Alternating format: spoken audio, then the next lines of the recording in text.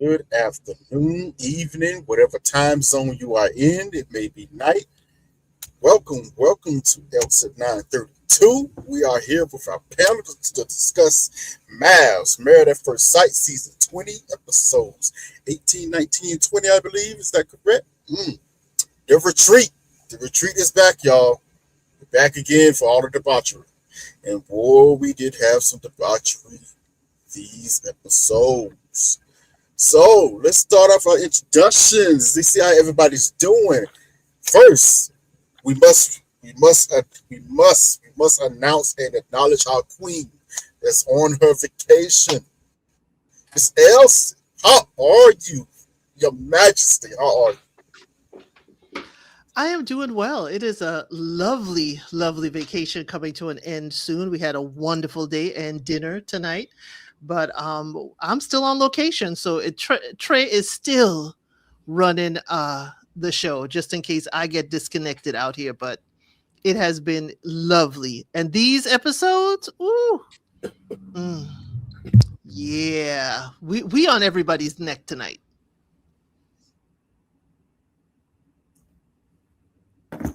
Thank you, Miss Elsie. We hope you continue to have a good time and be blessed because, ooh, the trash we're going to get into, oh my goodness. But, East, my brother, what is going on with you this afternoon?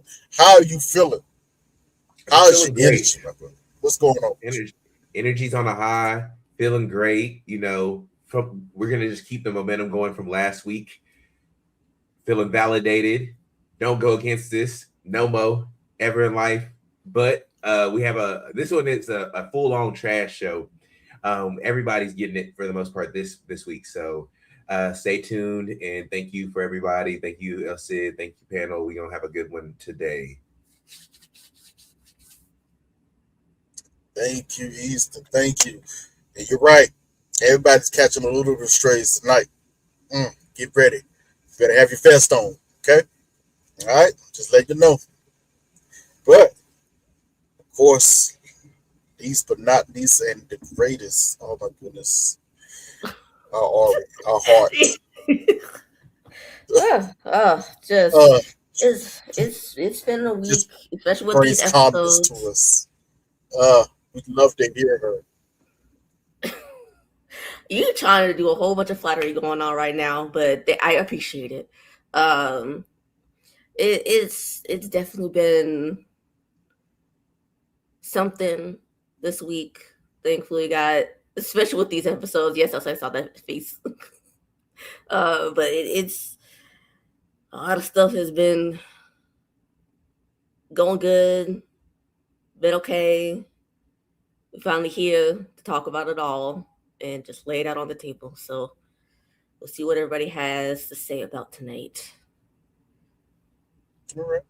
Well, let's go ahead and kick this off. I'm gonna start with our queen, our ruler of this channel, Miss Elsie.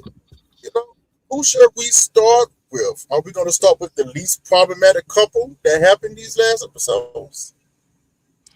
Yeah, we're gonna start with them, Adam and Marissa. I wouldn't say they're least problematic. I wouldn't say they're least. Um, Adam was the instigator. Mm. Adam was the instigator this week, and I don't know what it is. But Adam picked up on a few things. He was poking and prodding Devin. He was pointing out things about Mecca. Adam was definitely out here doing a whole lot of poking and prodding. Yeah. Marissa sat back. Marissa showed me something. Unlike the other wife, Marissa showed me that she was able to hear all her husband's business and not share it around the whole retreat. That's what I learned from Marissa. She know when to keep it quiet, keep it cute, and it's not all the ladies' business what a husband is saying to their husbands. But Adam was trying to suss out a whole lot. Oh, do you like Caucasian girls? Is that what it is, Mecca? What do you like? What do you like? And got Mecca to admit he needed more in the boobage.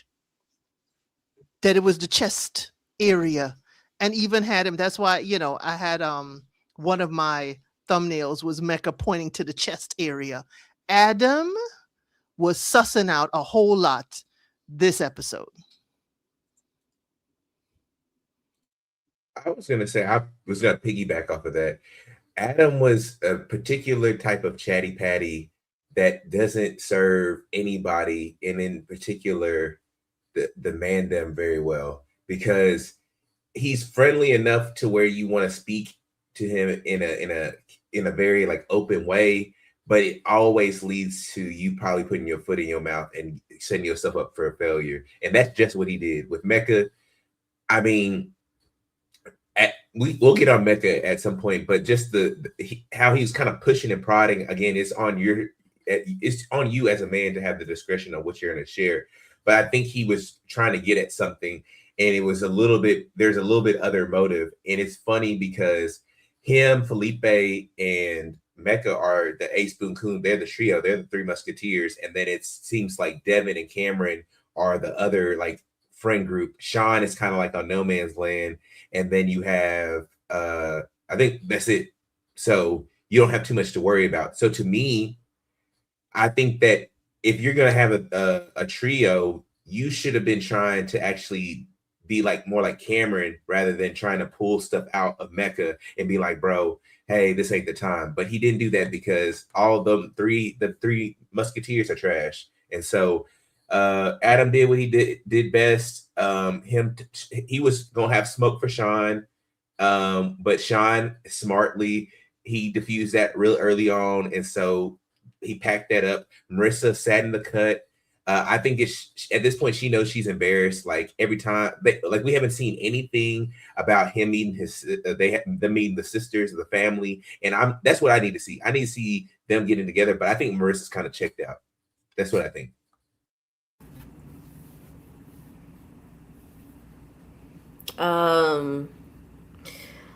I think the reason why Marissa's checking out, at least in part, is because she's seeing whenever they get to talking, they start honing in on one couple and clowning them in some way, shape, or form. So she don't want to be next. So she's just keeping it cute and mute until decision day, and hopefully she ends things and says no. But we'll see. I mean, she's still there, so she wasn't like Nick and Courtney, or as we'll talk about Devin and Caitlin. So I mean, I think she's just there so she don't get fined at this point. To be quite honest, that's really about it with them for me. But wasn't it? Let me take a line from Easton. Isn't it quite interesting that she was side eyeing Adam's choice of date, the mountain bike situation, when she said everybody else is either wine tasting or sitting around and having a picnic, and here I am, and he's like, well, aren't you glad I'm not boring? Ouch. She knows this man. I don't know why she said she fixed him out to say something, because she knows this man at this point. She knows he was never going to take her on like anything she wanted, because at this point we have not seen much of anything that he wanted to do for her outside of that recent date where he was eating the meat with his hands, that big old T-bone steak, and then before that it was on the honeymoon. So it's like he's not very romantic. No, not at all. And so she knows this man at this point, so I don't watch you fix him out to complain. Yeah. So I don't know. And he's also not necessarily as he sells his life up a little bit. He puffs up his lifestyle, because I got back into some digging, and I'm like, I don't know if necessarily. I saw some articles, so I had to like look at the earlier episodes, and I'm like, granted, his house is his house, and I'm not here to take a poop on anybody's house. They own it or whatever it may be. But I do think that there's a discrepancy between what he sold people on and how he's actually living. The tarp on the roof, I thought that was a eye-opening experience. I mean, not everybody can get a new roof, but tarp on the roof, I was like, some of the people who are like in on the Reddit were saying that this was actually like while they were doing main renovations, the owners of the property ended up buying a home or like putting a little like makeshift home or tiny home in the back so they could stay, and they ended up like renting it and selling it off to Adam or whoever it is. So if these things are the facts, I think that Adam kind of sells up his lifestyle quite a bit, and I think that Marissa isn't gonna buy into that. Hopefully she doesn't, because she's gonna be kind of miserable. But I'm not a huge fan of Adam. I think that Adam, like I said, has a touch of the tism, and he has no room to compromise for his partner. And I think that as we get older and more mature, you have to do that, because if not, you're gonna be a lonely, lonely man.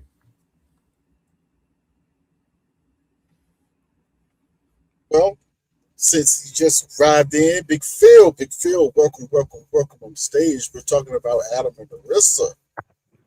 Hey, This week. oh man, Adam is the biggest poser I have ever seen in life. Wait till we later on when we talk about another couple, I'm gonna get on Adam's neck. I hope Marissa says no for her own well-being. I don't trust Adam. Adam is not compromising at all, and we know nothing about them as a couple. And where is Adam's sister? Did I blink and she met the sister and we just didn't see it?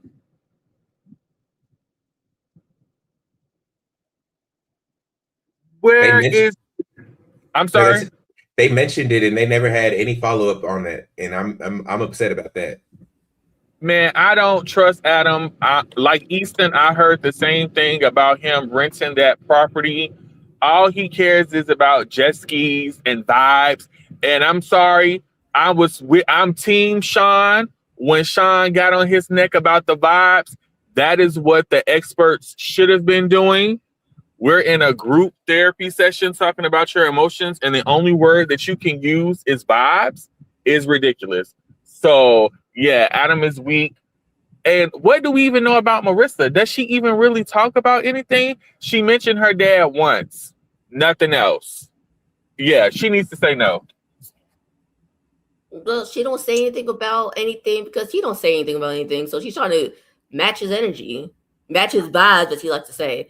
Don't come for me, Adam. I'm just naming words that you say, so don't come after me. But I don't think she has that much to give. I think she's kind of boring too. I think that the underlying tone between these Seattle chicks is that they kind of boring, but but the most boring is Tori, but Marissa's a close second. Let's be for real here, okay? Let's be for real here. Both Adam and Marissa have fallen back into the way they were before that big blow up at their first group meeting. They're just back into the vibes of it all. You know, back to just have a good time, being lockstep with one another, where they both agree that's kind of where they wanted to be in the first place with one another. You know, the thing is, I think they're both going to be a yes at decision day. It's just, hey, if it's going to last, I don't know. Don't know. But at least, even though we may see differently, nothing has happened for, at least from Marissa's standpoint, to really say no. Technically, she's still getting everything she wanted. The main thing that they spoke about this whole situation was, hey, okay, we both agreed. Apparently, there was some conversation that happened offline. They both agreed to, hey, we got to work on some type of compromises, this and that, third. Because she asked him, do you think it's too late for us to compromise on certain things? He said, no. I think, you know, we can compromise on, see how it happened, and go for it from there. So it seems to me they had a conversation and both got locked in with one another where they're going to go. Where do we think it should go or not? Weird. But to Issa's point, both of them point, listen, they both are kind of boring people to a certain extent. But as long as their boring matches with one another, who are we to say differently? You know, but we're saying that. Does anybody else have anything about this couple? I got one comment to follow up on what you just said. Right. They are born people that are going well with each other, but they're not having the hard conversations with each other. But Adam thinks he's one of the experts.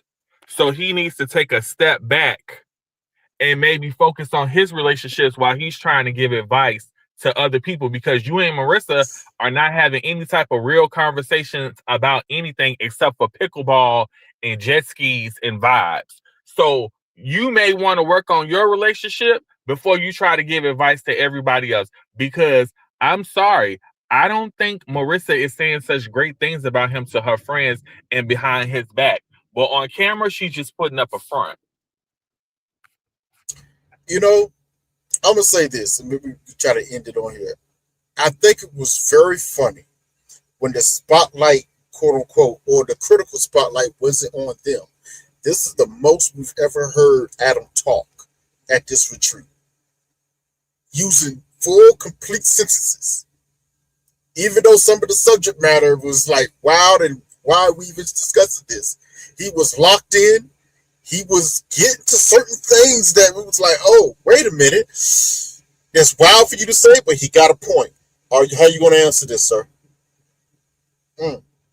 Got to the truth of certain matters. I just found it very interesting about this. You know, Sean was the reason why I think he changed his tune. He was definitely, I think Sean picking at him forced him to get out of this bubble, but also because he didn't have any friends outside of maybe Felipe and Mecca, but who want to be friends with them? They trash. So it's like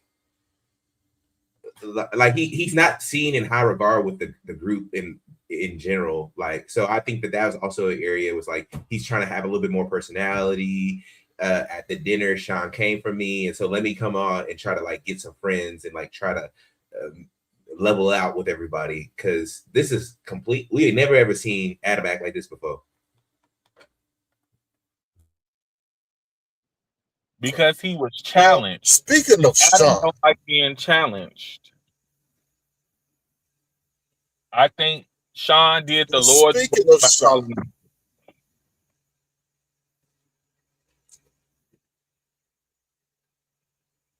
uh-oh.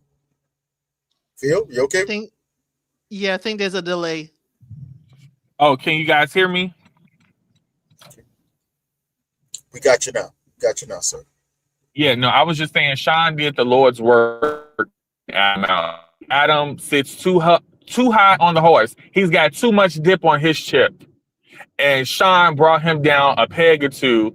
And I think Adam was really upset, to be honest, is because Sean is the oldest. He's the most educated. He's the most successful. And y'all couldn't compete. So Adam couldn't do nothing but retreat and be like, y'all, he's calling me out for my language skills. I wouldn't want to be anything like that guy. Yeah, you said all that behind his back, but when he was in your face, you was on mute. But I'm going to be the angry white man. Well, don't stop there, Phil. Since you already started with Sean, please ruminate on Sean and Nikki first and how Professor Sean struck again at the beginning when he broke down Cameron and Michelle and that whole situation. Please tell us, sir. How did you see it?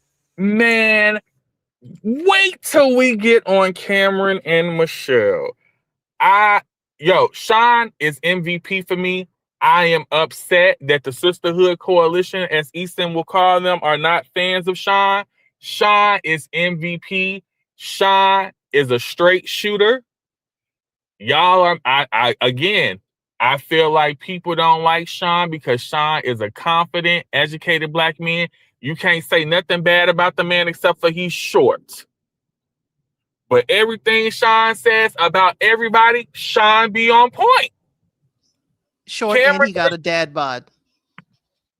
He's 49 years old. He ain't got it no more. I seen the Instagram. He be hiking and he be power walking and stuff like that. He didn't lost about 10 or 15 pounds. Hang on. Come on. Let's not get off the rails, because the queen just threw a whole spear at us and it just messed the whole flow up. she had to do it. But it's your kingdom. I'm just being your hand for the day. But Phil, did you have anything for Sean and Nikki before what happened to them this week? Okay, Sean and Nikki. Oh my God. Y'all got to stop being tit for tat. Sean, come to the front, sir. When Nikki says something that you don't like, you don't have to turn in return and say something nasty towards her. That's not mature. It's very childish. And though you can just say, hey, I didn't appreciate that comment, it hurt my feelings or it makes me feel some type of way. Doing the whole you may be a 10 in Seattle and a 7 in New York, Nikki's a 10. She's an 8, 9. I ain't gonna give her a 10. She's an 8, 9 everywhere. She's an attractive older woman who's very successful with no children. Oh, Nikki's up there. That body, she got body too. She's definitely up there. But I want Sean not to go tit for tat with Nikki. When she says something that you don't like, you can definitely just say, I don't like it. And Nikki, I think you definitely said it to Sean.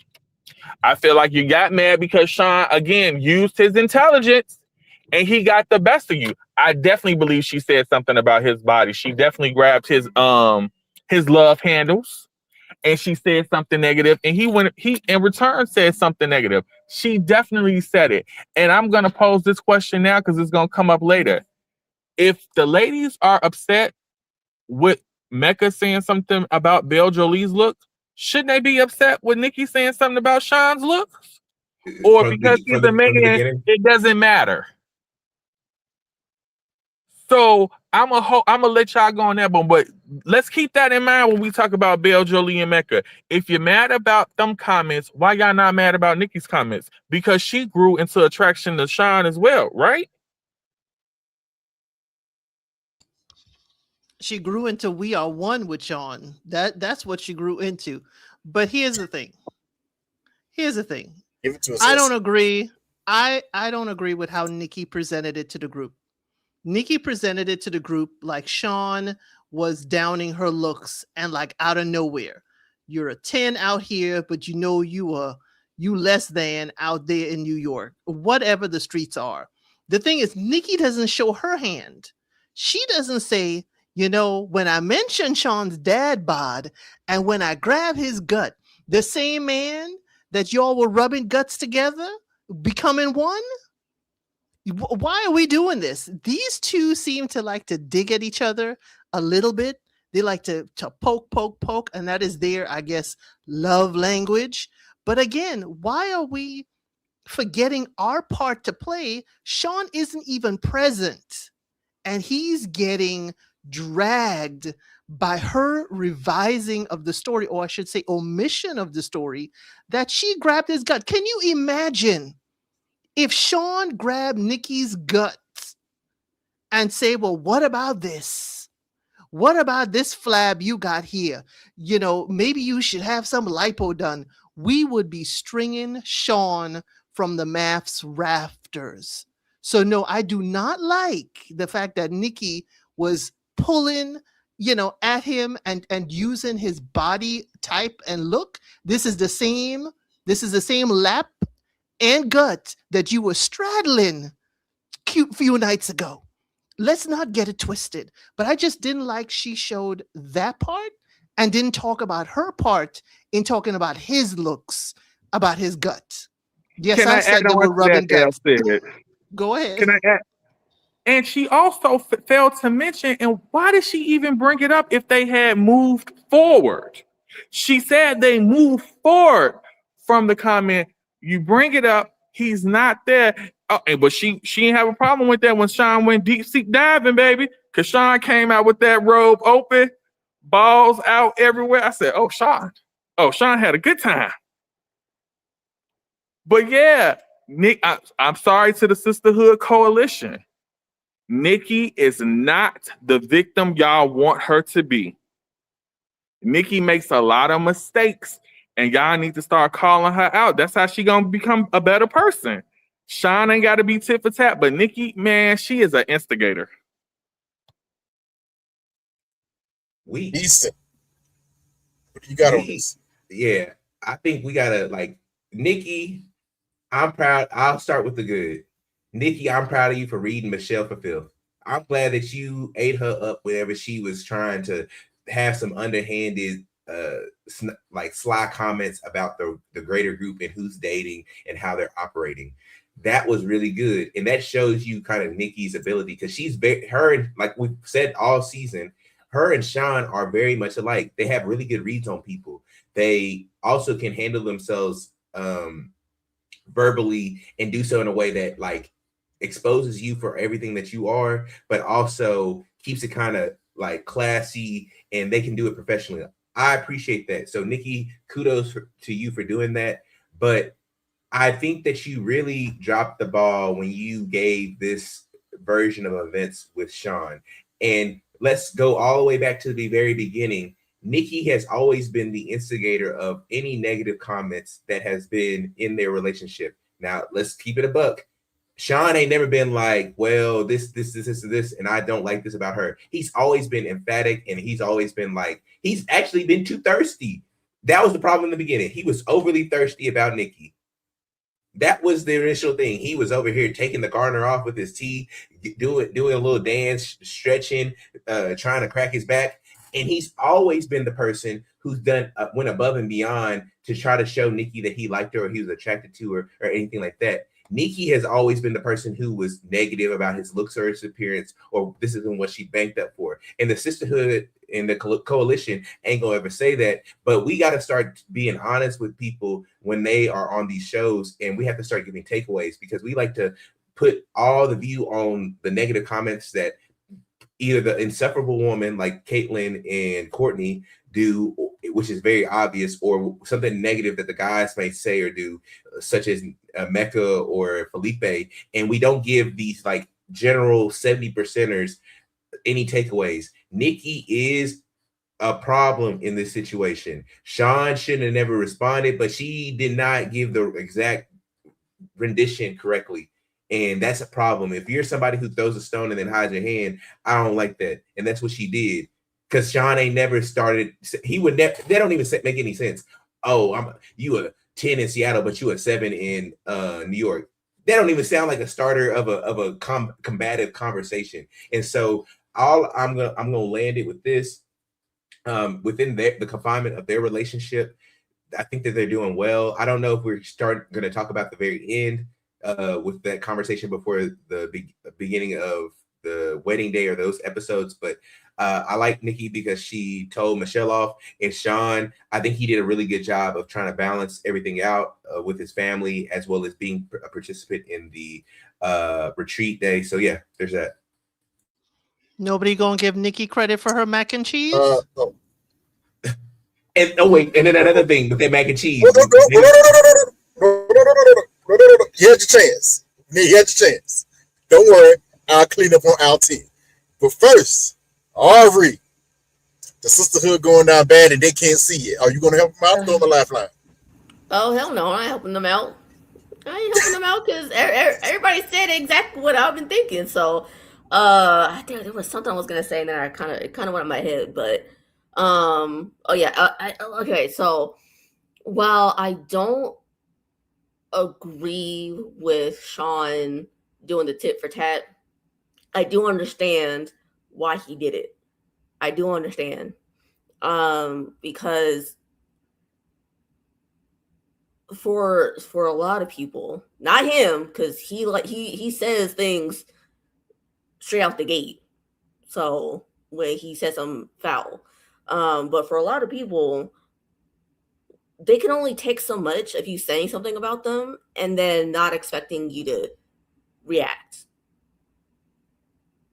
Because we see it with Belle, Julie, and Mecca tenfold, except she's not even saying anything. She not even saying anything foul. She just not saying nothing. But we'll get to them. So I digress. But Sean is the type to say something straight out the gate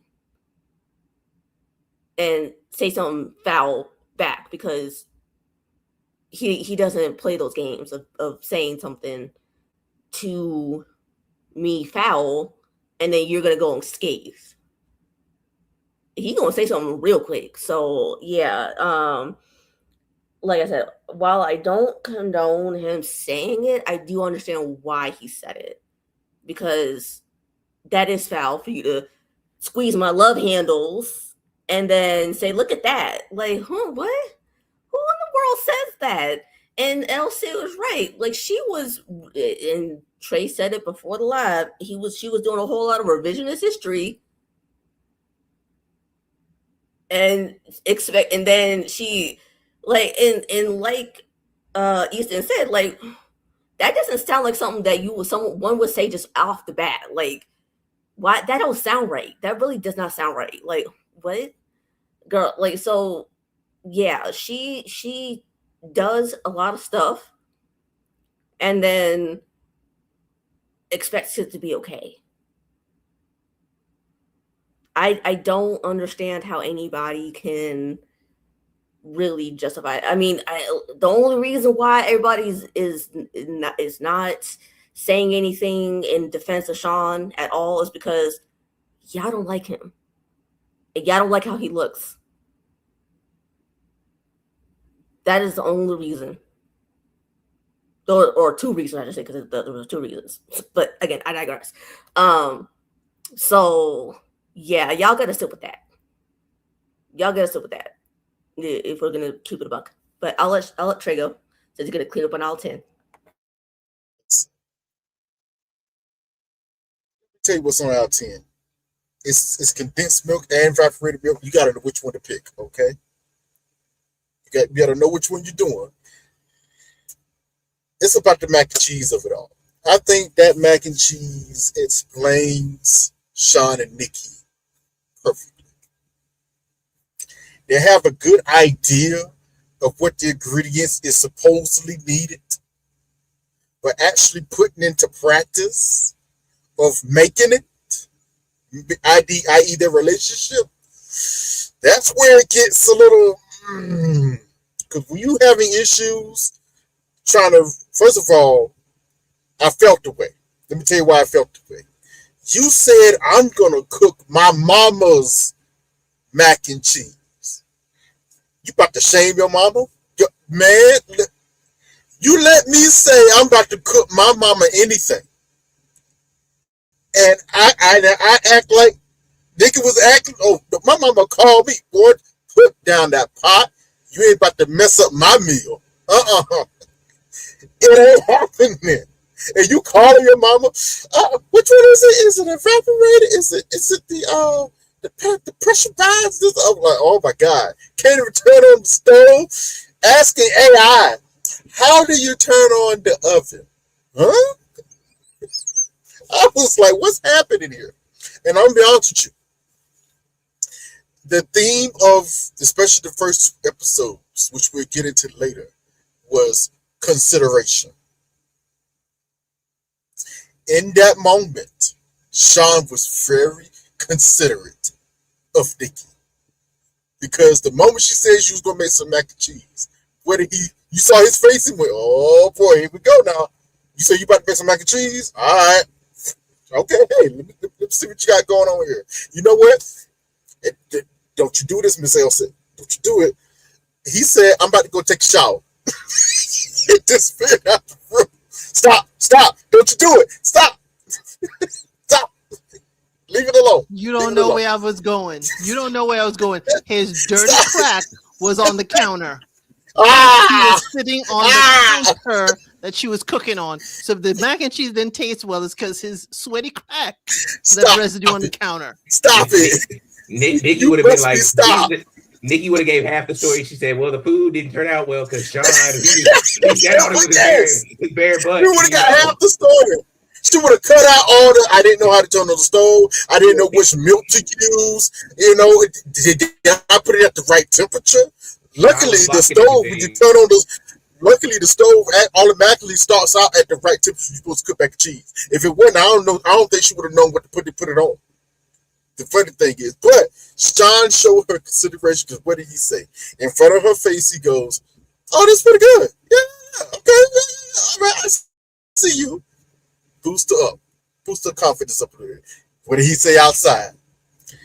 And I quote, it wasn't the best mac and cheese, but it definitely wasn't the worst. Honestly, given what we saw, if you can get middle of the road mac and cheese, I'm Nikki. That's a win for you. That's a win.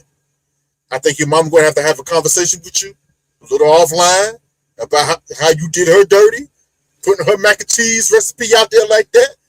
That's how it go. And it's middle of the road. That's a little messed up. But that part right there. But my main issue, and it, especially with them, and I have been saying this every week, and I'm going to say it again.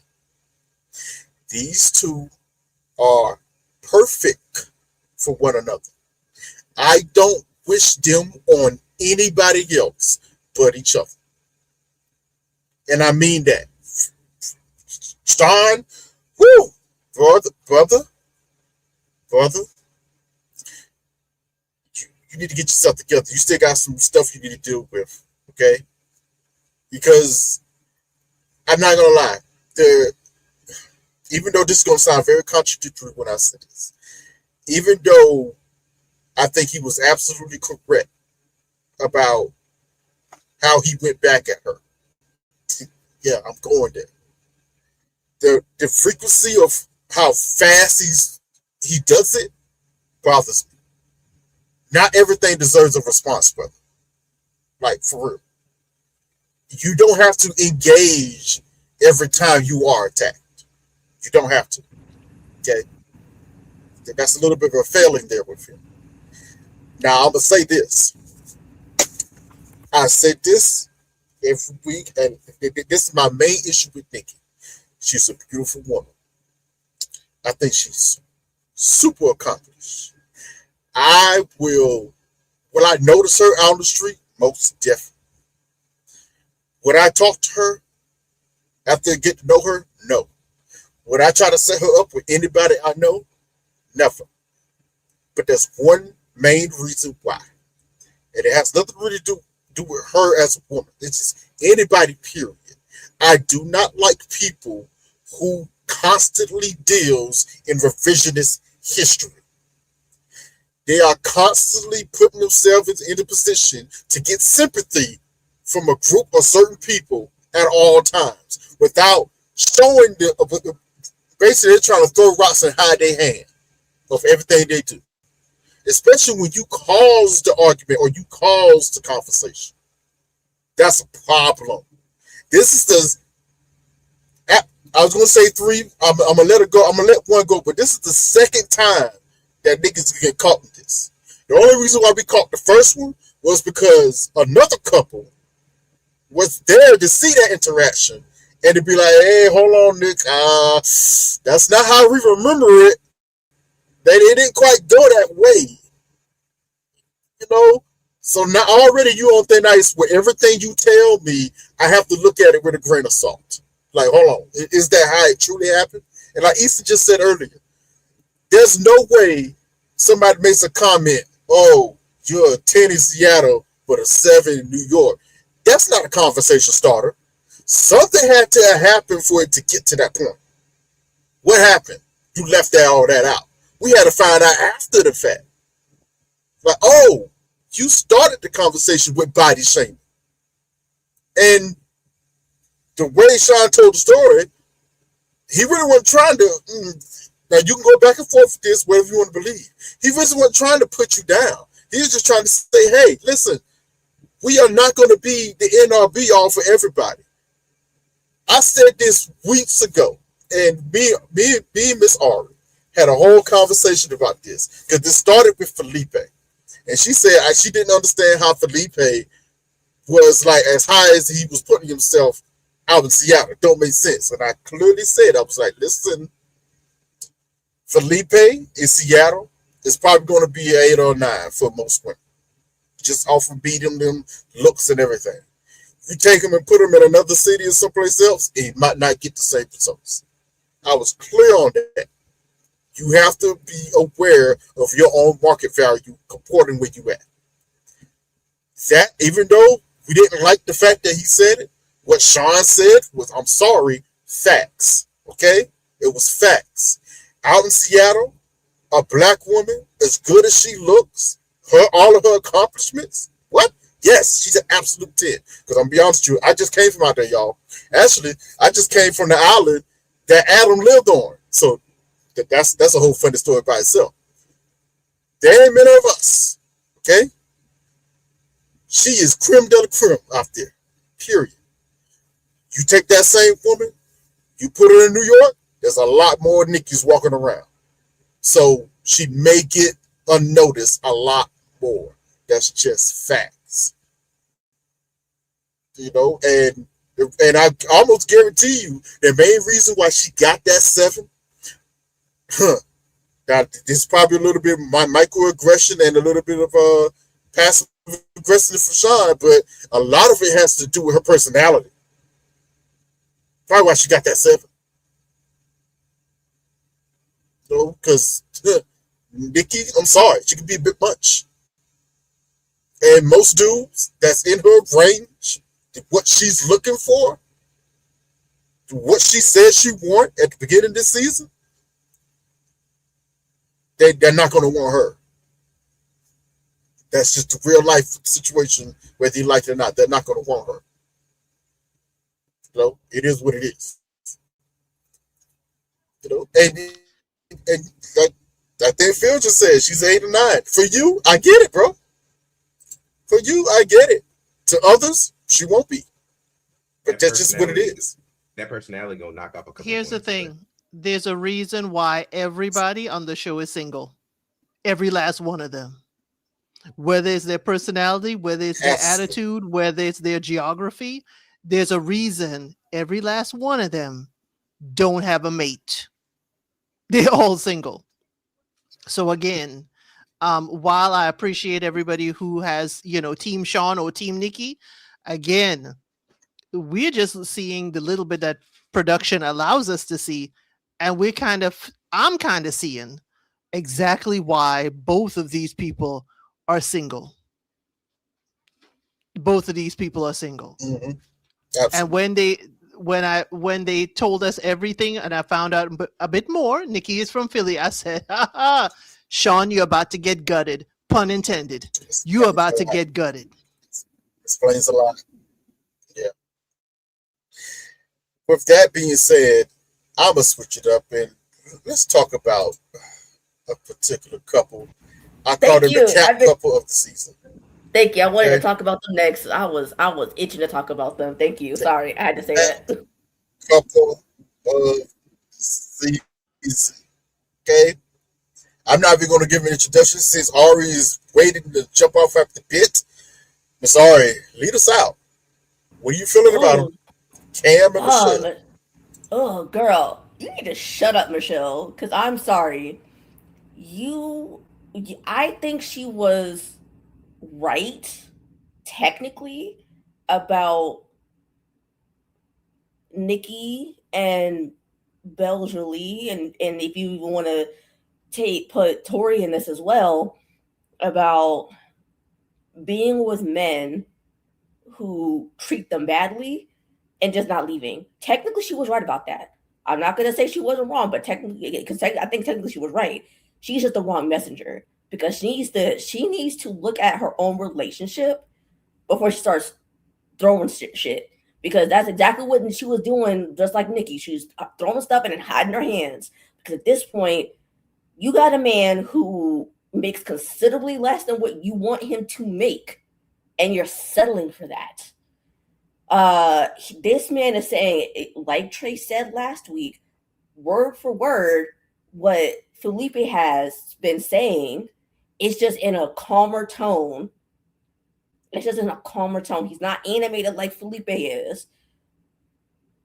And he's scared the passion's gonna die. And he's a commitment phobe, which is why he's never been in any sort of relationship past 6 months. And on top of that, he's I'm not gonna say he has depression, but he has depression-like tendencies. Like, and she gotta continue like stroke it, like making sure that he's all happy and stuff like that. Yeah, come on now, Michelle, your relationship is not all roses and gardens and butterflies and sunshine and rainbows and all that stuff. It's not. Your relationship is not perfect. You need to shut up before someone tells you real ish, because Sean was actually right. He was right when he was driving down to that retreat. You are like Marissa. You are conforming yourself to be with him and not actually want to speak up for yourself about what you actually want in this relationship. And they're going to end up getting in an argument where she's going to end up, that's going to bleed out somewhere. She's going to yell it out somewhere in the argument. And then he's going to be like, well, where did this come from? You weren't saying all this before. And then he's going to want to just say adios, Kiki, and run the hell away. So, I mean, you need to be quiet. At this point, you're getting on everybody's last dang on nerve, including Nikki, which is why she went off on you. Because while technically you're right, like you're poking, like you're poking the bear. Like, come on, be quiet. Like at this point, I'm sick of her. Like I was tolerating her before, before the last drop of episodes, and now I just can't deal with it no more because you're getting on my last good nerve. I'm sorry, you're annoying. So I'm gonna land it there and let somebody else go. It is To our not queen, safe for would you like to take us there? Cam and Michelle. Cam hears what the men are saying, and the men are saying things in confidence. He runs and tells his wife, that's fine. You know, people have pillow talk. They got some strong pillow talk. But Michelle then either pushes him to talk and say what he knows, and when he doesn't, she gonna say it for him. None of the couples are safe with them. Not at all. So while Cam is out here saying none of y'all across the table should be together, they should not be together. Nobody is safe. Here's the other thing. What we are seeing here, Michelle is going around telling everybody about themselves and no one is telling her. So she's acting smug, and I cannot stand smug people. One of these days, her house of cards is going to come crashing down and she's going to be like, well, what happened? What happened is Michelle is carrying the entire weight of this relationship. She is constantly comforting Cam. She's constantly rubbing his back. She is constantly making up for his deficiencies. She got to bring him up. She got to take him on a picnic. She got to do this. Michelle, you're going to get tired. And you're going to get tired of him unless you're like your auntie. You are glad that you have your white Kang and you just going to be happy with it. Even though he making substantially less money, even though he ain't comforting you, he ain't organizing really any dates, and all he can brag about is the first Michelle that was his first kiss. Cam is out here looking at everybody having fun. He's trying to be all nice and handy dandy, but sir, this is your longest relationship. You've never been with anyone past 6 months, yet you want to sit here and act like you're the OG that is married and giving everybody advice. Cameron, you need to be sitting and taking notes like everybody else.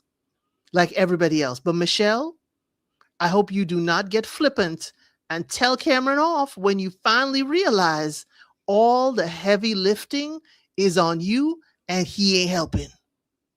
And while you are pointing fingers at everybody, baby girl, please realize that you have not only 3 fingers pointing back at you, but you got 2 hands full that you carrying everything. I did not like to see this, and I'm hoping this is just editing for production. But you know how we used to talk? We talk about suffering in love. We talk about women that just want to be with a man so much that they don't see any of the red flags. That is Michelle. That is Michelle. And I'm like, baby girl, it's going to get too heavy for you to lift on your own. And I don't know if Cam is going to help you lift it because he can't even lift his own self up out of his own misery. So again, Michelle, stop talking smug with everybody. You got your own issues too. And your relationship is not as peachy as you may want us to think.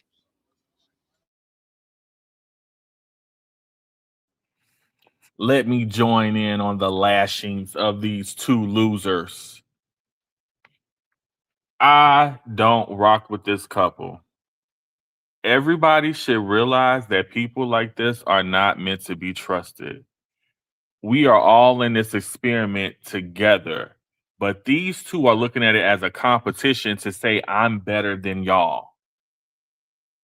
Cameron, I am disappointed being an athlete and a coach. He is not a man's man. This is a man you cannot trust because he's going to run back and run his mouth. He is not a guy that you would trust or to be around or to have conversation with. I agree with Elle said. Yes, couples have pillow talk. He should have shut his wife down. Mind your business. Who is she to tell any of these women, oh, these men don't deserve you? You don't know nothing about their relationships. Mind your business and just encourage them to make the best decision for themselves. She did it at the first couples dinner with Belle and Mecca, and she called him fake and phony. She doing it again this week. Cameron, oh, who the hell are you who's never been in a long-term relationship to tell the three couples on the opposite side of the table that they shouldn't be together? You don't know nothing about being in a relationship, dude. You need to shut up. Yes, Plain Jane, super whack. I watched all of those episodes yesterday and I was furious. And I'm waiting till we get to Bill Jolie and Mecca. Don't trust people like these two. They are not meant to be trusted. They run their mouths. They gonna smile in your face. Mecca, Sean, when y'all come into this reunion, y'all better be on Cameron's neck. Sean, if you got to stand in a chair to reach his height, you better let this man know to shut his mouth, yo, not to be trusted at all. And she's too thirsty for a man. Way too thirsty. She want her white knight. Yo, these two, watch out for them in your friendship circles. They run their mouths and they're not even trying to run their mouths to support and help you.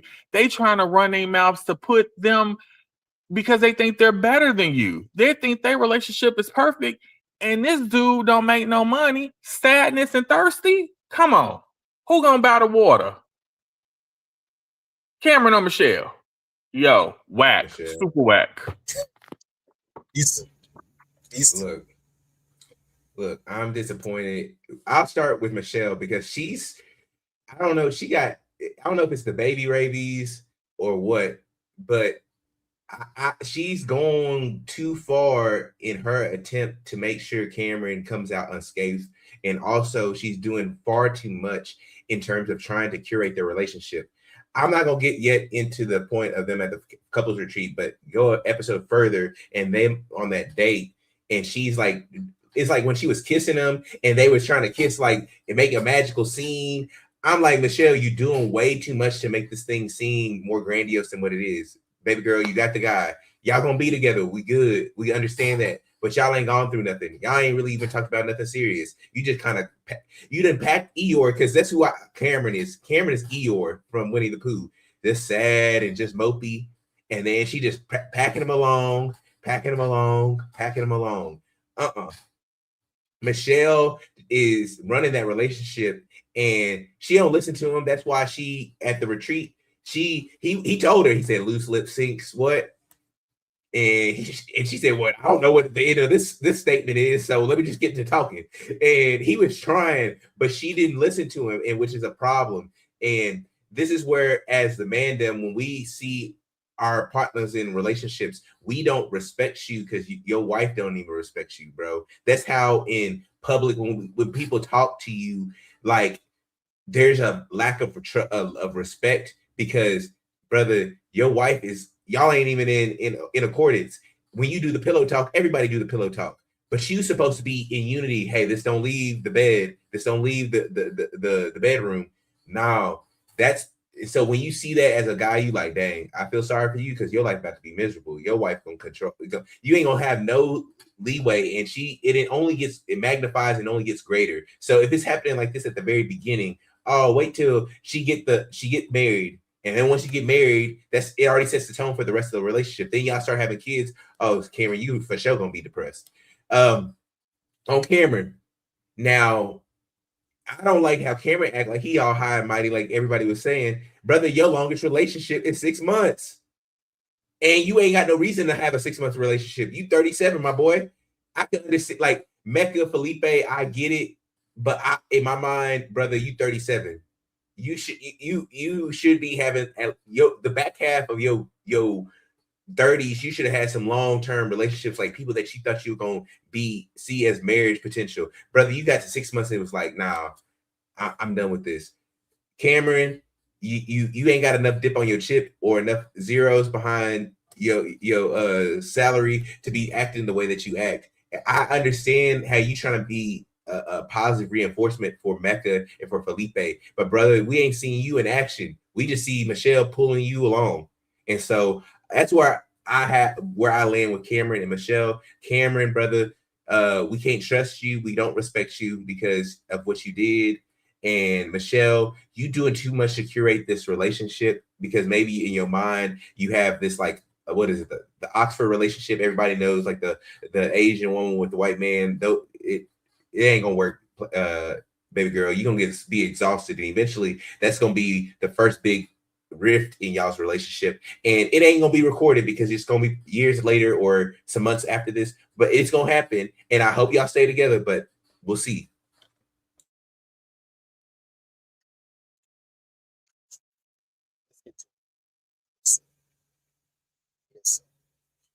I have a lot of smoke for Cam. Okay?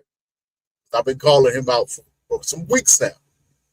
I've been catching his bull crap. And we all know how I feel about Michelle. Professor Sean said it perfectly. Nice people, but they're trying to live in a glass house and they don't think there's cracks all throughout it. It's interesting. I saw her. I was wondering where I was going to jump in at, but I'm a starting here. Someone made a comment that they think Michelle was just being friends. You know, she was helping out her friend. She didn't think it was malicious. It was malicious. Let me tell you why it was malicious. Do not forget, not about 3 weeks ago their time, that when Michelle decided to first jump out the boat and start judging everybody else's relationships, she went hard at Mecca. She don't like him. If you haven't noticed that, if you haven't caught on to that, she doesn't like him as a person. Just put it out there. She don't like him. Okay? But when she did, Belle shut her down hard. If you notice, her and Michelle haven't really spoken like that ever since. Even when they're in scenes together, it's been very standoffish. I.e., this situation. She gets a hold of some information from her husband, who was pillow talking. Okay? She immediately goes, "Oh, no. I can't believe he said that. I gotta tell Belle." Now, I'm thinking, okay, she's about to run to her immediately. But that's not what happened. She waited. She waited until the perfect moment to bring Belle down to work the most. Because remember, this is after she had told them about, what Mecca had said at that dinner, which I'm going to get on Belle about that too, because, I got smoke for her too for what she did. Not too much, but this is one little thing. But she waited until after that had happened. Belle was going through the process in her mind. She's like, it's not about what he says, it's how he says certain things. But that's something I can get past. We just need to talk about it, and we'll deal with this and that and third. Michelle was sitting outside of their door, on the door frame, listening to this conversation. Because she was talking to Marissa, and I believe Tori was there as well. And Nikki. She was just standing on the door frame, just listening. The moment Belle said she was going to have a conversation with Nikki and talk about it, that's when Michelle decided to jump in. She didn't pull Belle out to herself, by herself, like, hey, girl, I just heard something. I think you need to know this. This is something serious. She waited to Belle was having a conversation out in the open forum with the rest of the girls to tell her something that was going to be perceived as embarrassing to Belle. That's not a friend. Friends don't do that. And if you do that to your friend, I don't know what to say about you. I'm being for real. I don't know what to say about you. Okay? That right there, the way she handled that, just told me a little bit about Michelle. She could be very vindictive. And she's an undercover vindictive person. She's undercover with him. Very passive aggressive. That's Michelle. Damn, though. Listen. I'm not as short as Sean, but I was ready to grab a chair and jump up and punch Cam in the face watching this episode. Because let's keep it real. A lot of this bull crap, he started. A lot of it. Just little phrases here and there. He started a lot of this. Okay? They started that episode, the first episode, by saying, hey, I can't wait. We're just going to get the popcorn. Remember, Shay, we'll get the popcorn ready. We're just going to watch. We're just going to watch the chaos, as they basically try to say. Somebody just said it with a smile. You're just going to sit back and watch. Oh, really? They left out the part where how this is going to manipulate as well. Because how things really popped off. We'll get to their part of it, but I have to give some of the setup here. Okay? Our conversation was being had. The women are by themselves. The men are by themselves. We know how these conversations start to go. Things are going to be said with the women and with the men that you probably don't want to go back to the other side. That's just real talk. That's how these conversations go. Let's try to forget the fact that this is on national television. That was just dumb to have this conversation first week. But we'll get to that. They're having a conversation. They go into the different couples, how everybody's doing this, that, and third. We get to one particular couple. This guy admits to the fact that he actually messed up and he had said something to his wife and she's feeling some type of way. He tells them what he said. Okay, here's where things get interesting. Cam is the one who asked the question. Is she your dream girl? Loaded question. Okay? But he asked the question. The question was answered. And then the question was asked back to him. Is Michelle your dream girl? Cam says, yes. It was a lie. Something buzzed in me, said it was a lie. It was a lie. I stopped. I went back to episode 3, I believe it was. Around the 30-something minute mark or something like that. I should have wrote down, I should have did the timestamp. Cam is in his little confessional, and he verbatim says, Michelle is attractive, this and that third. I don't know if I'm all the way attracted to her yet, but, I think it could get there. That means she wasn't your dream girl, bro, at all. She turned into your dream. Okay. By the end of that conversation, there's a lot of back and forth. And then a question was asked, well, is she becoming your dream girl? Yes, that was the answer. Okay, boom. Next thing we know, we find out that Cam pillow talking to his wife. Now, hey, these things happen. We understand. But usually with your partner is pillow talking with you, it is kind of an understood nature. This stays between us. I have to trust that whatever we say to each other is going to stay between us as a couple. Doesn't happen. Michelle couldn't wait to run off and tell what she had heard. Now, here's the part where I get. Okay. I was like, you know what? After everything blew up, word got out, it was pure war in the house. You know what should have happened? The fellas should have got together, and it should have been Mecca's. We'll get to them, but should have got together. Brothers, a conversation needed to be had. I want everybody to step outside. Just the fellas. But y'all ladies do what you want. The fellas got to step outside. They should have went outside and strung Lanky behind Cam up by his pinky toes and beat the snot out of him. Because I'm sorry, even though, yes, this is on national television, I get it. But I'm sorry. In what world, whether male or female friendships, is it allowed for something sensitive was said in conversation, and all of a sudden this person is going blabbing their mouth off at it, and we think it's going to be okay, cool. What? Nah, bro, you got to get handled. There at least has to be a conversation. Because we keep talking about the sisterhood. The brotherhood got betrayed this episode, okay? The brotherhood got betrayed this episode by a Judas in the group. Sneakily going around stabbing all of the rest of the couples in the back. Because he did it with every couple if you haven't paid attention. He said little things like, oh yeah, we're great, but what's going on with y'all? And just to double back real quick to Michelle, the reason why it irks me so, when the lady said, oh, Cam is just so great. You lucked out so well. He's so well adjusted.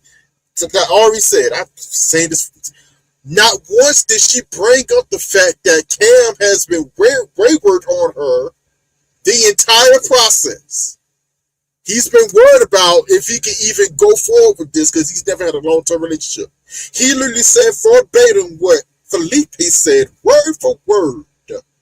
How do we keep the passion together? I'm not sure if I'm able to do this. Michelle knows this, but Michelle did the one thing that I wish some of the other ladies did. She kept her business to herself. Now I have to give her flack and I have to give her praise for this at the same time. Yes, you kept whatever issues going on with your marriage and your husband between you and your husband. I ain't gonna lie, I have to give you clap for that. That's what's up. Keep people out of your business. And the best way to keep them out of your business is don't tell your business. But you can't also go around judging everybody else's relationships, pretending like yours is perfect. Like, that's just wrong. Yes, I took a couple of breaths. This is one now. But does anybody else have anything about this buster, this bum right here, and his bumette wife? What's up? What You got it. Anybody else? Whack. Super whack. Yo, Cam and Michelle are nasty people. And I'm reading the comments and stuff like that. I don't think they are right about their assessments of the other couples. I think they look at this as a competition and they want to win. I don't rock with people that want to tear people down so they can stand in judgment of them. That's not cool to me. And that's what I see with Cam and Michelle. They don't have good intentions. Michelle definitely doesn't have good intentions. And I do not rock with this couple. If they break up, I will laugh and do a little dance. Yes. We're going to move it on to I call a low vibrational couple. And I think it's one of Ari's favorite couples. Let's talk about it. Because, man, listen, he does deserve it a bit. But Felipe was catching it left and right. Some of it fairly, some of it unfairly. It was just like, yo. Like, Let me take Felipe and Tori first. Okay. Go ahead, Big Phil. Take us. Felipe is not my favorite, at least. I think Felipe is a fraud. However, Felipe was absolutely right in his conversation with Tori. They were playing a game, and Felipe was going along with the game, making a joke about it. And when he was asking Tori, what's the issue, Tori was unable to articulate what the issue was. She was mad that, oh, you're making a joke out of it. Well, I'm with Felipe. We're playing a game and I'm not really taking this seriously. And you're mad because of what everybody else is thinking. I thought that was whack of Tori. I thought that was super whack. This was the one time I was with Felipe. Tori could not articulate herself. Tori should have said, Felipe, I don't think that you are taking this relationship seriously, and kept it like that. Upset at him for playing a game that you were also laughing and smiling with as well and participating in. That's phony to me. That wasn't cool on Tori end. Now, I feel Felipe doesn't want to be in this marriage, but he wants to allow Tori to say no so he can be the bad guy in a relationship. Because whatever this conversation they had the night before is foolishness. Felipe does not want to be in that marriage. Tori, I thought they broke up at the couples retreat. I was confused after that argument. Yo, Felipe is not my favorite. Tori, say no. Felipe is basically telling you, make me the villain. Save yourself. At least Felipe is doing that part. But she is still trying. I guess she another one who wants to make it to the end. And Tori, how you mad at Felipe that your car is a dud? That's your car. The man just met you. Say that. Say that. What you want? What you want the man to do? Y'all call AAA. He is a restaurateur. He's not a mechanic. You the one driving this hoopty, and as a hoopty driver, well, a former hoopty driver, former hoopty driver, you take the good and the bad with your car. You're trying to blame him that your car is breaking down on the side of the road. The man don't know how to fix the car. You want him to make things worse?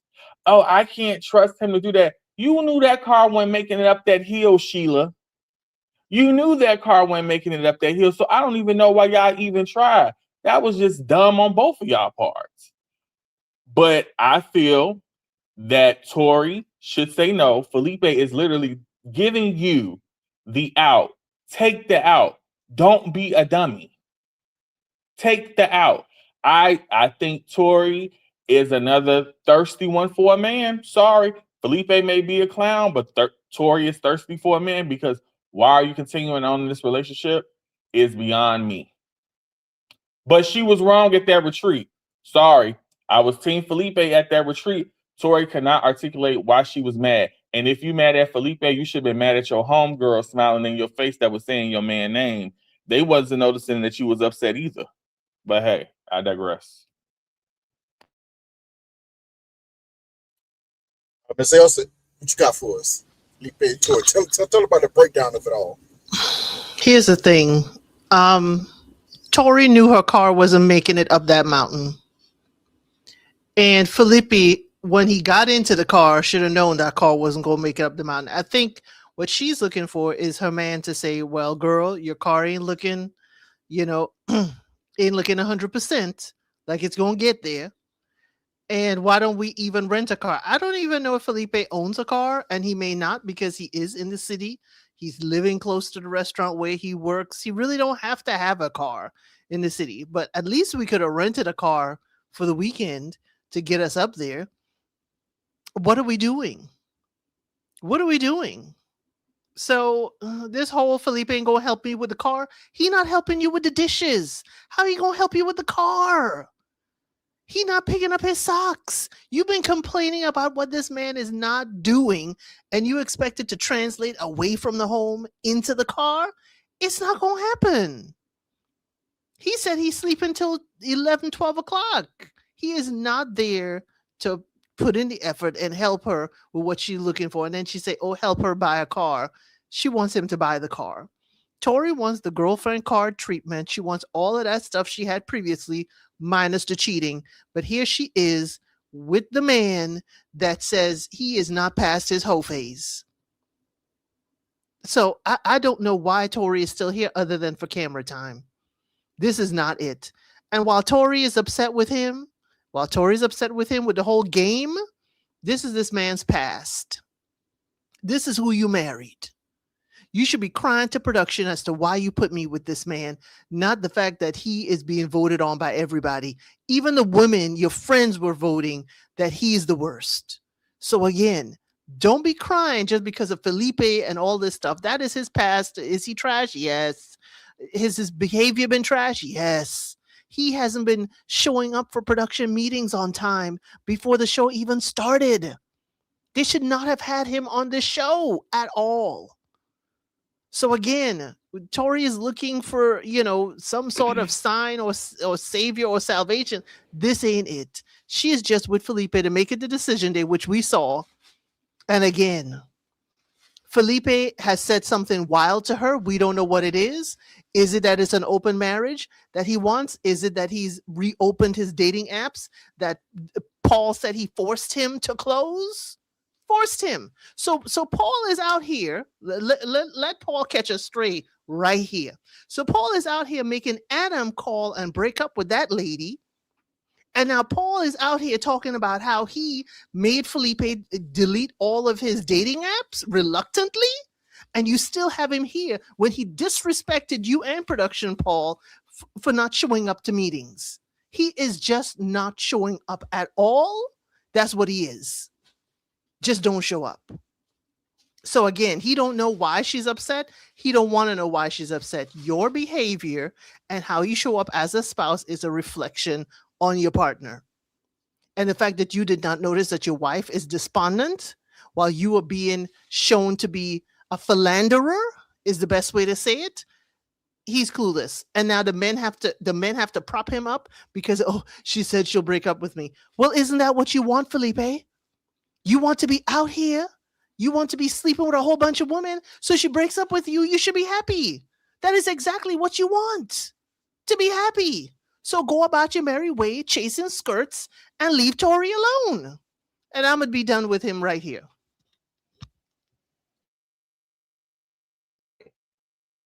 Easton, Shame. what you got on Tori Felipe? What we got going on?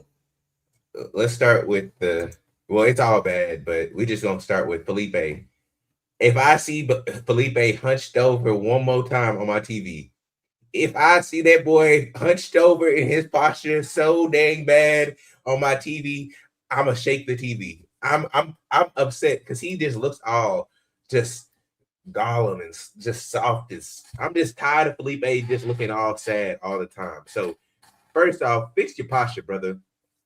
2, Tori. Now, as I'm good with cash cards, you know me. If y'all don't know me, I like a good cash card. It don't matter how much I make. We're going to drive you till the wheels fall off. And then we're going to get another one. But if you got a cash card, you got to keep oil in the cash card. You can't be like Tori. Tori ain't no oil. And you want to know what was funny? She knew what was wrong with it. She was the mechanic. She knew what was wrong with a hoopty.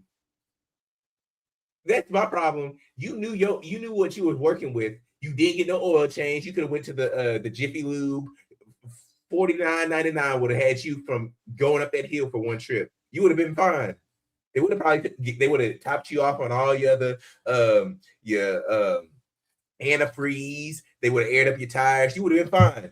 But now you didn't even want to worry about that. Then you want to push the responsibility on Felipe. Felipe, like, here, I'm an innocent bystander. I'm from Brazil. In Brazil, we don't even have cars like that. We got scooters and a regular scooter at that. So why y'all putting that on me? But she at this point, Tori is also, I realized how boring Tori is. Felipe's issue isn't that it's Tori. He likes the looks of Tori. He likes how she's kind of responsible, but she's a buzzkill and a boring person. That is her superpower. Her superpower is boring.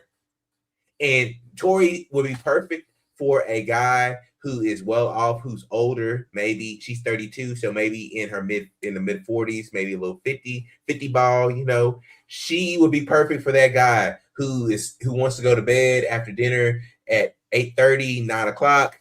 Boom.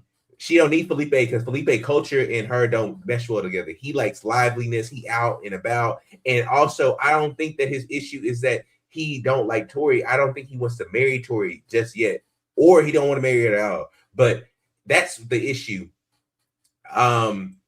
I don't like how Tori is talking to that man after all. We cry and cry for transparency. Tell me the truth. Be upfront with me. Felipe was upfront. He ain't done none of it. He ain't. For all intents and purposes, we ain't seen him open up no app. We ain't seen him talk to one of his exes. We ain't seen him try to sneak around with no other contestant. But yet we want to put Felipe on the cross and act like Tori is innocent. And that's my issue with the sisterhood. The sisterhood does not ever give, or very rarely, unless you're just insufferable, and then they just like, we don't like you. They don't give teachable moments for those people. And Tori is a lot of the people in the world where her teachable moment is she's super emotionally intelligent about her stuff, but she don't put her foot in anybody else's shoes. What is Felipe supposed to do when they making jokes about him at that dinner? Because if it was me, I would have been petty too. I would have been like, I would have made my own jokes, y'all. I would have stopped. Hey, let's not worry about these ones they wrote for us. I would have been like, who's desperate for a marriage and is in this thing till the wheels fall off? 1, 2, 3, Michelle and Marissa. I would have had my own little ones. I would have thrown out there. Who don't really like their girlfriend or they significant other? 1, 2, 3, Mecca. I would have had a whole bunch of jokes lined up for them, but Felipe wasn't thinking that quick enough for me. He was just trying to like laugh it off. Nah, brother, you gotta hit back real quick. I would have been like, who girlfriends, fiance don't like them that much, but it's dragging them along. 1, 2, 3, Michelle. Felipe had it all wrong, but I don't like how Tori is trying to continually put things on Felipe that he is not responsible for.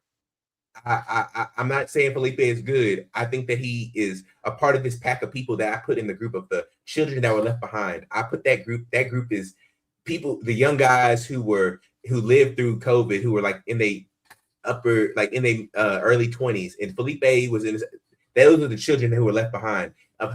They are immensely stunted emotionally, and I think that he's in that group. But Felipe just wants to have fun, and he's unserious, and Paul's fault for bringing him on the show. But Tori is boring, and I hope that she just finds her an older man, and then she'll be happy. Sorry. How do you feel about? I know Felipe is not your favorite, but how are you feeling about your least favorite today? What's going on? One thing I want to add that Elsa brought up, yeah, what his Felipe's what's the word I'm looking for? The way he sort of, because I think even Tori said it, but I'm blanking on the phrase, but the way he basically fed into the whole philanderer bit is a reflection on her and or on your spouse. And so what does that say about Tori if she basically condones him hyping it up? Because I mean, we all can see he's gonna end up doing whatever one of those things anyway. Like regardless if he means to or not, he's gonna end up doing it anyway. And so, what does that say about her if she stays? And she still stayed because she dumped him and she still stayed. Like, girl, is your self-esteem in the pits of hell? Because at this point, it's in like the ninth circle of hell. I'm like, what? Girl, like, she really played herself in episode 17. I had to think about what the numbers were for a second, but yeah, she really played herself in episode 17 when she broke up with him at the end of 16, then stayed with him in 17. I'm like, girl, at this point, girl, you lost all my respect and my defense, because at this point, you're like Belle Jolie at this point. Because what do you mean you keep seeing and hearing him do things that are not don't shine a favorable light on you, and you still stayed? At this point, that's all on you, girl. No one forced you to stay. No one is forcing you to stay. So you may quote unquote love him or really care about him if you don't actually love him at this point. But he's shown you time and time again he does not respect you at all. Because like Elsa brought up, which I was going to bring up until she said it herself, Paul had to force him to get rid of his dating apps before he ever got on the show.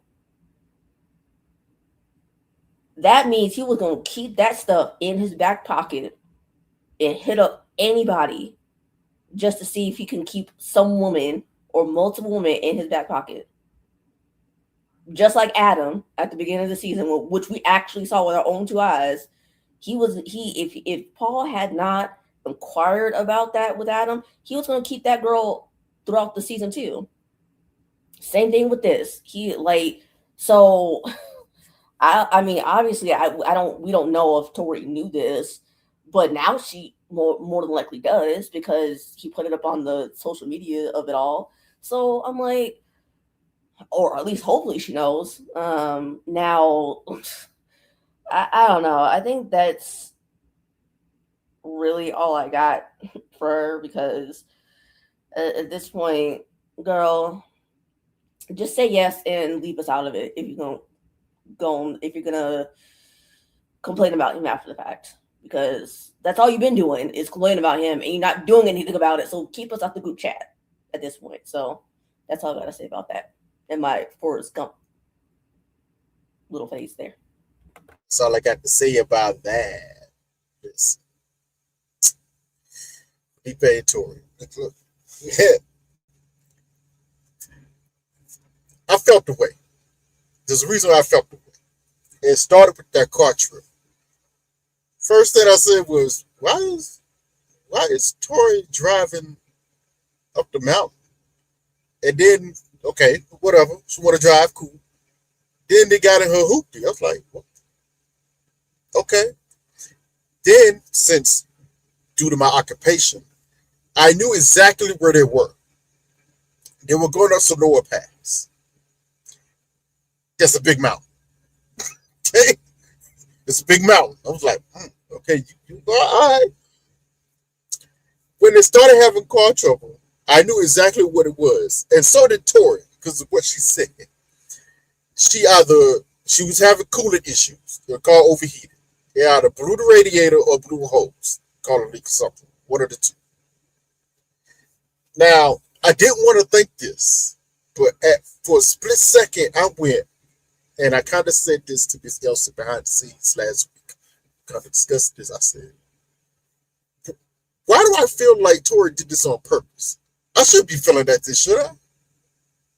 Why I feel like this was set up just to test Felipe to see what he was going to do. Nah, I'm tripping. That's going too far. It's going too far. That's what I told myself. But then as the weekend kept going, and she was using that, basically trying to use that situation to call him not a man, and he's a boy. I'm basically with a little boy here. That's basically what she said. I said, okay. And she was using the party and the first group get together and the games that were playing as hits against him. Okay, what's going on here, Tori? What's going on here? Because Easton touched on this a little bit, right? As far as we know, even though every little question was a summation of who they thought would be the most likely to do this, we have not seen or heard of or even seen or even caught an inclination that Felipe has done or will do any of this story. None of that. None of this.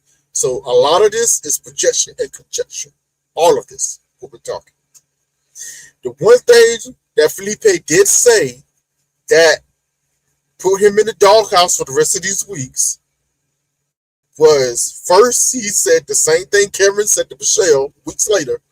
Hey, how do we keep the passion going? I don't know if I'm ready for marriage. This, that, third. It was in the group session, if you remember. And Cam, of all people, asked him, can you elaborate on that? That's when he said, I don't know if I want to stop sleeping with multiple women.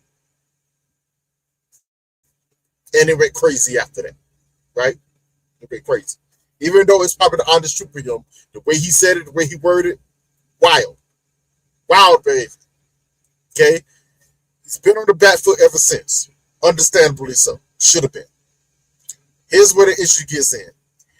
The rest of the group has been on Felipe's neck ever since. The funny thing about it is, before the group got on him, that group dinner, him and Tori had a sit down with Paul, with Paul, one of the experts. They went back and forth. They tried to get Felipe to see where Tori is coming from, how he's hurting her. He said he saw it, he understood it.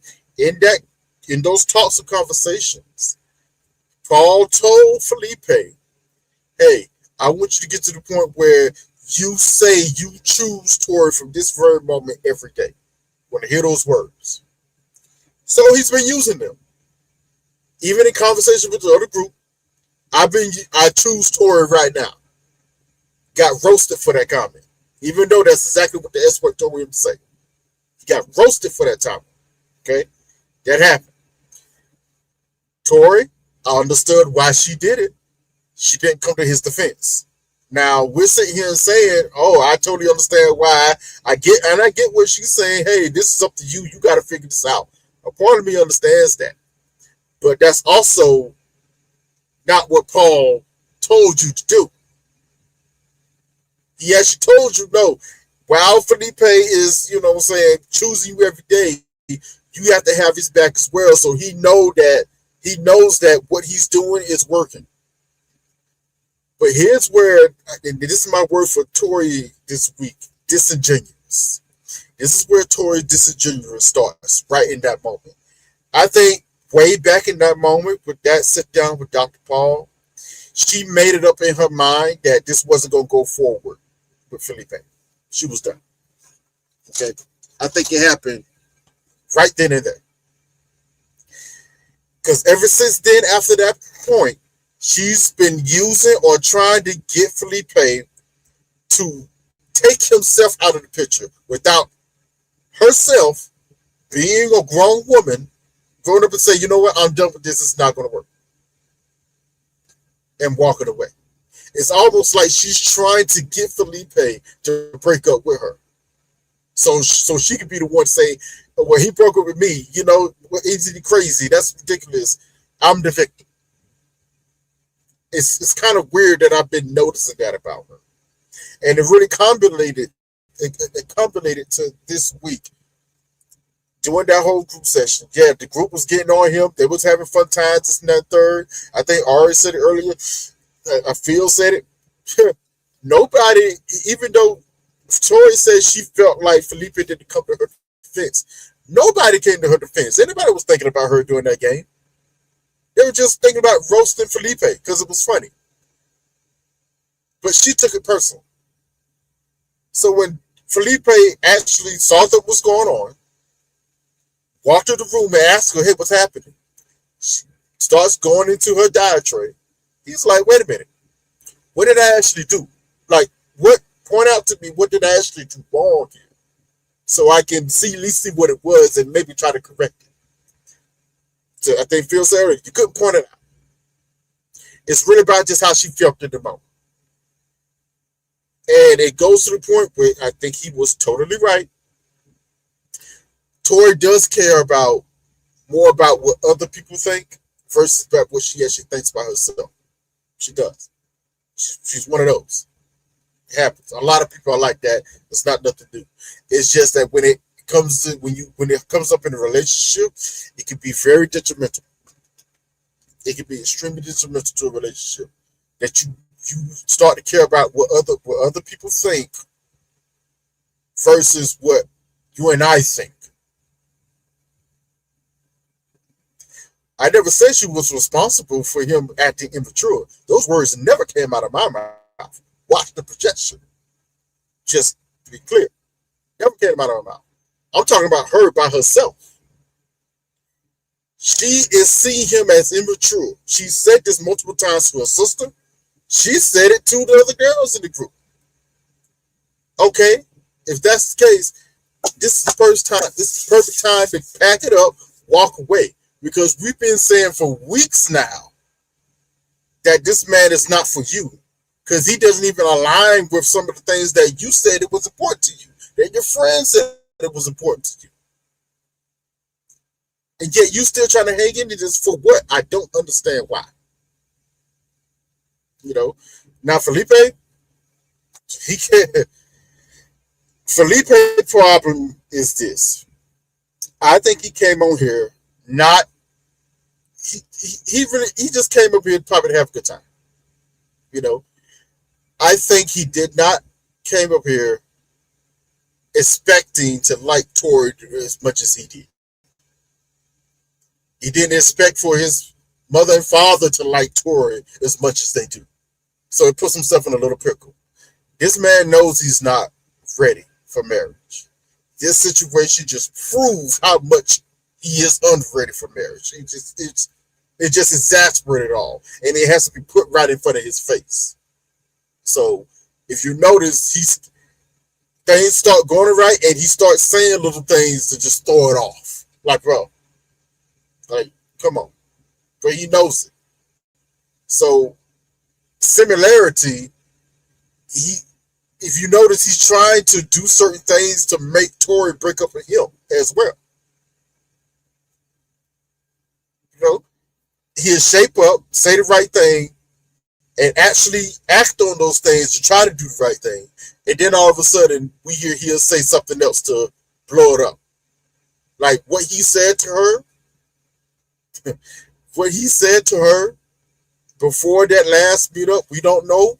I got a couple of guesses what it could be. He probably asked her, you know, what you think about having an open relationship? He know daggone well Tori was never going to be. If that is true, I don't know. It's just my guess. But if it is, he knew daggone well Tori wasn't going to be up for that. So why would you even ask? Oh, because you knew what her answer was probably going to be. It'd be a soft way for her to say no. Because I said something wild and crazy. Like, I've noticed that people have a hard time standing up stating the obvious because they're worried about how it might make them look, not realizing them being passive or, you know, or not actually saying the loud part out loud is still making them look a certain way. Tori especially, but both of these people know this is not going to work. Why are we dragging this all the way out to the end like this? No, you're dragging it. But the crazy thing, they do like each other. Tori has said it. Felipe has said it. They actually do genuinely like each other. You just don't make a statement. I do see ways like he could really be my husband forever. Like, that's a weird thing. Why would you say that? If you're feeling all like, oh, this is not going to work one minute, and the next minute, oh, he really could be my husband. She likes this dude. For whatever reason, she likes this dude. He actually does like her, but he realized I can't. Like I'm not gonna be the husband that she needs. You think you got something? Yeah. We do have thank you to Niece Vango for the contributions to the channel. Also, Sean Unfiltered dropped some jewels as well. So those of you who are looking for Sean is in the chat. And we do have Pimp named Slickback. You know I love your name. Did give a super chat. Tori wants a rich man. Felipe is broke. Michelle wants a man who makes 150K, can make 60K. Nikki is with an undercover bro. I don't know what these ladies are doing. What are ladies doing? I want to know what production is doing since these ladies are here for a husband and production is giving them atheists, underpaid, and as you said, undercover. I don't think he's undercover. He under the covers as of last week, but Is production doing this for views and opinions like we have right here? He is just as uncover as Paul the Expert, but we ain't gonna go there, are we? But where we are gonna go, I think the fight tonight, heavyweight fight coming through. Actually, I don't think it's gonna be much of a fight. I think everybody's kind of gonna see this almost the same way, but just in case we're not, Miss Elsie, our queen, please preside over this for us. Thank you, name Slickback. Oh yeah, agreed. The experts are predatory. Let's hope we are not also going to be part of the Married at First Sight UK investigation that's national. But I digress. Let me move on. Next up, Belgely and Mecca.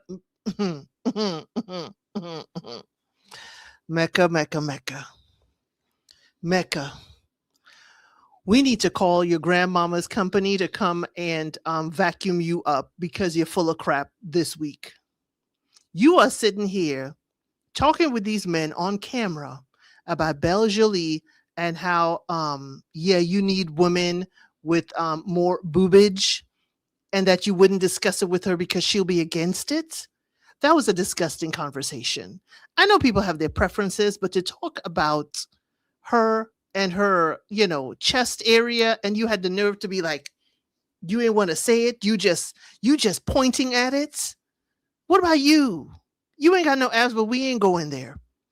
Meanwhile, after you done denied what you said, is she pretty enough for me? You're like, no, it's to me. No, we saw the tape. Mecca. You said, is she pretty enough for me? That's why it was rude, disrespectful. That is why she responded the way she did. But here you are. And and all of us in here know the line. I got the baddest chick in the game wearing my chain. My name is Hove. You do not put your jewelry on another woman's neck and your wife is here?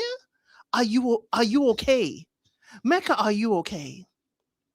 We sitting around here kissing Caitlyn's hand when she's sitting right next to Belgely. And so I'm sitting here side-eyeing Belgely too. Girl, your husband is next to you kissing this woman's hand. Your husband is putting his necklace on this other woman in front of you. It clearly tells me you don't want him. You don't want him at all. But in the vein of respect, you do not do that at all. Then when there's the argument, Belle is on the couch with Devin. He's on the couch with Caitlyn. And I'm looking at this like, is there a partner swap that happened that I didn't know about? Because everybody kind of comfortable with the other person. And we only know each other for what, 4-6 weeks? What is going on? What is going on right here? And then the way that Adam was right, the way Mecca was grinning at Caitlyn, that wasn't friends. He was putting on some Mac game to Caitlyn. He was sitting back, blushing, and getting all kiki. I have never seen him that soft with Belgely. The footage we see, I have not seen Mecca that soft. I don't care for Adam, but Adam was pointing out everybody. Adam came with a full clip and he was like, do, this entire episode. And Mecca, you caught the right strays. But while, you asking Mecca if he's into the white ladies, you need to ask Caitlyn if she's into the brothers. Because I don't think she likes Devin's frosted tips, but she may like Mecca's frosted tips. Okay? Because Mecca does have times when he had his blonde hair. Y'all know, if y'all have been on his social media. I'm thinking that's why Caitlyn ain't kissed Devin, but we gonna get there since the wedding. But Mecca, you are putting your jewelry on another woman and you are kissing on another woman who was a stranger to you before this show. This is the height of disrespect. I'm sorry, Belgially girl. I know you done checked out when he said, "Are you pretty enough for him?" I know you checked out, and that's why you couldn't give a daggone what he do and who he do it with. But here's the thing: don't have this man continue to disrespect you. Continue to pull Paul out the bag and say, "Don't disrespect me. Don't do that." And then your friend is sitting here accepting the kisses. You need to check her too. I'm sorry. I'm done. Here you, my queen. I think it was a little bit of 10-on-2 about some of that. But I get you. I feel you. But to Phil, our boy Phil, you gotta set something right here. What's going on with these two? How are you seeing this? Um, I'm gonna say that, like, I'm gonna start with my first statement I said earlier with Nikki and Sean. What is the difference between Nikki saying that she's growing attraction to Sean versus Mecca saying that he's growing attraction to Belger? That when he first saw her, maybe she wasn't for him, but now that he's gotten to know her, his attraction has grown. What's the difference in that? My second thought was when I saw this whole thing was I wish that Sean had been there. I did not like Mecca was too friendly with those white men and they set him up. For them to even say and ask Mecca, "Are you into white girls?" was highly offensive. Yes, Elle said yes. It was highly offensive to say, "What are you into white girls?" They said it very quickly. One, I don't think Mecca was gonna say Nikki because of her age. That's number one. So he was only going to say women in his age group. Now, do I think Mecca is immature? Most definitely, because he fell right into their trap. And I wish another brother had been there. Sean had been there to say, "Hey, you're doing way too much with these dudes. They asking you their questions was out of line and out of pocket." Now, when we get to him and Caitlyn, the whole kissing on the hand and the chain, too much. Way too much. You are too friendly with these people. And again, being a black man, watch yourself in white spaces. I felt, let me say this. I feel that Mecca and Belle Jolie, they will make a nice couple together. I really do feel that. One, I think Mecca needs to mature a little bit. I don't think he's ready for marriage at all. I think Belger is she is apprehensive because she doesn't want to like Mecca more than he likes her. But she likes him clearly. And I think he does like her. I just feel like, I don't know. I think they both should say no and maybe get to know each other more and see where it goes. But I feel this is just me. I'm out there. Those white boys played you, Mecca, and you fell for their trap. And even, I don't know if we're going to talk about Devin and Caitlyn too. Devin, they played you like a sucker too, and you fell for it. Because while y'all saying that Adam was asking all the right questions, what Adam was doing was provoking and inciting arguments and destruction. Adam did not have good intentions with those questions at all. With Adam and Cameron, it is a competition. They want to be the men on top, and they willing to take out all the rest of the men. He did not. Y'all keep saying Adam was on it. Adam had nasty and negative intentions. He said, I think, Easton, you said it earlier, on their way up to the cabin, "I'm ready to pull out my popcorn and see the disaster." Whatever he said, he had bad intentions. No, Jacqueline, it was definitely a setup. Mecca got too friendly with them dudes. And see, maybe it's a guy thing. I don't know. I'm going to tell y'all, they definitely set him up with those questions. I think he does like Belger. I don't think when he first looked at him, he wants the thick one. That's okay. He wants the thick one like Nikki wants the tall one. But y'all don't want to say that. He like him thick. He like a girl with a look. He like a double D. I'm not coddling him. No, I'm sorry, y'all. I am not coddling him. He like a thick girl. He want a girl with a big breast, just like Nikki want a 6'4" dude.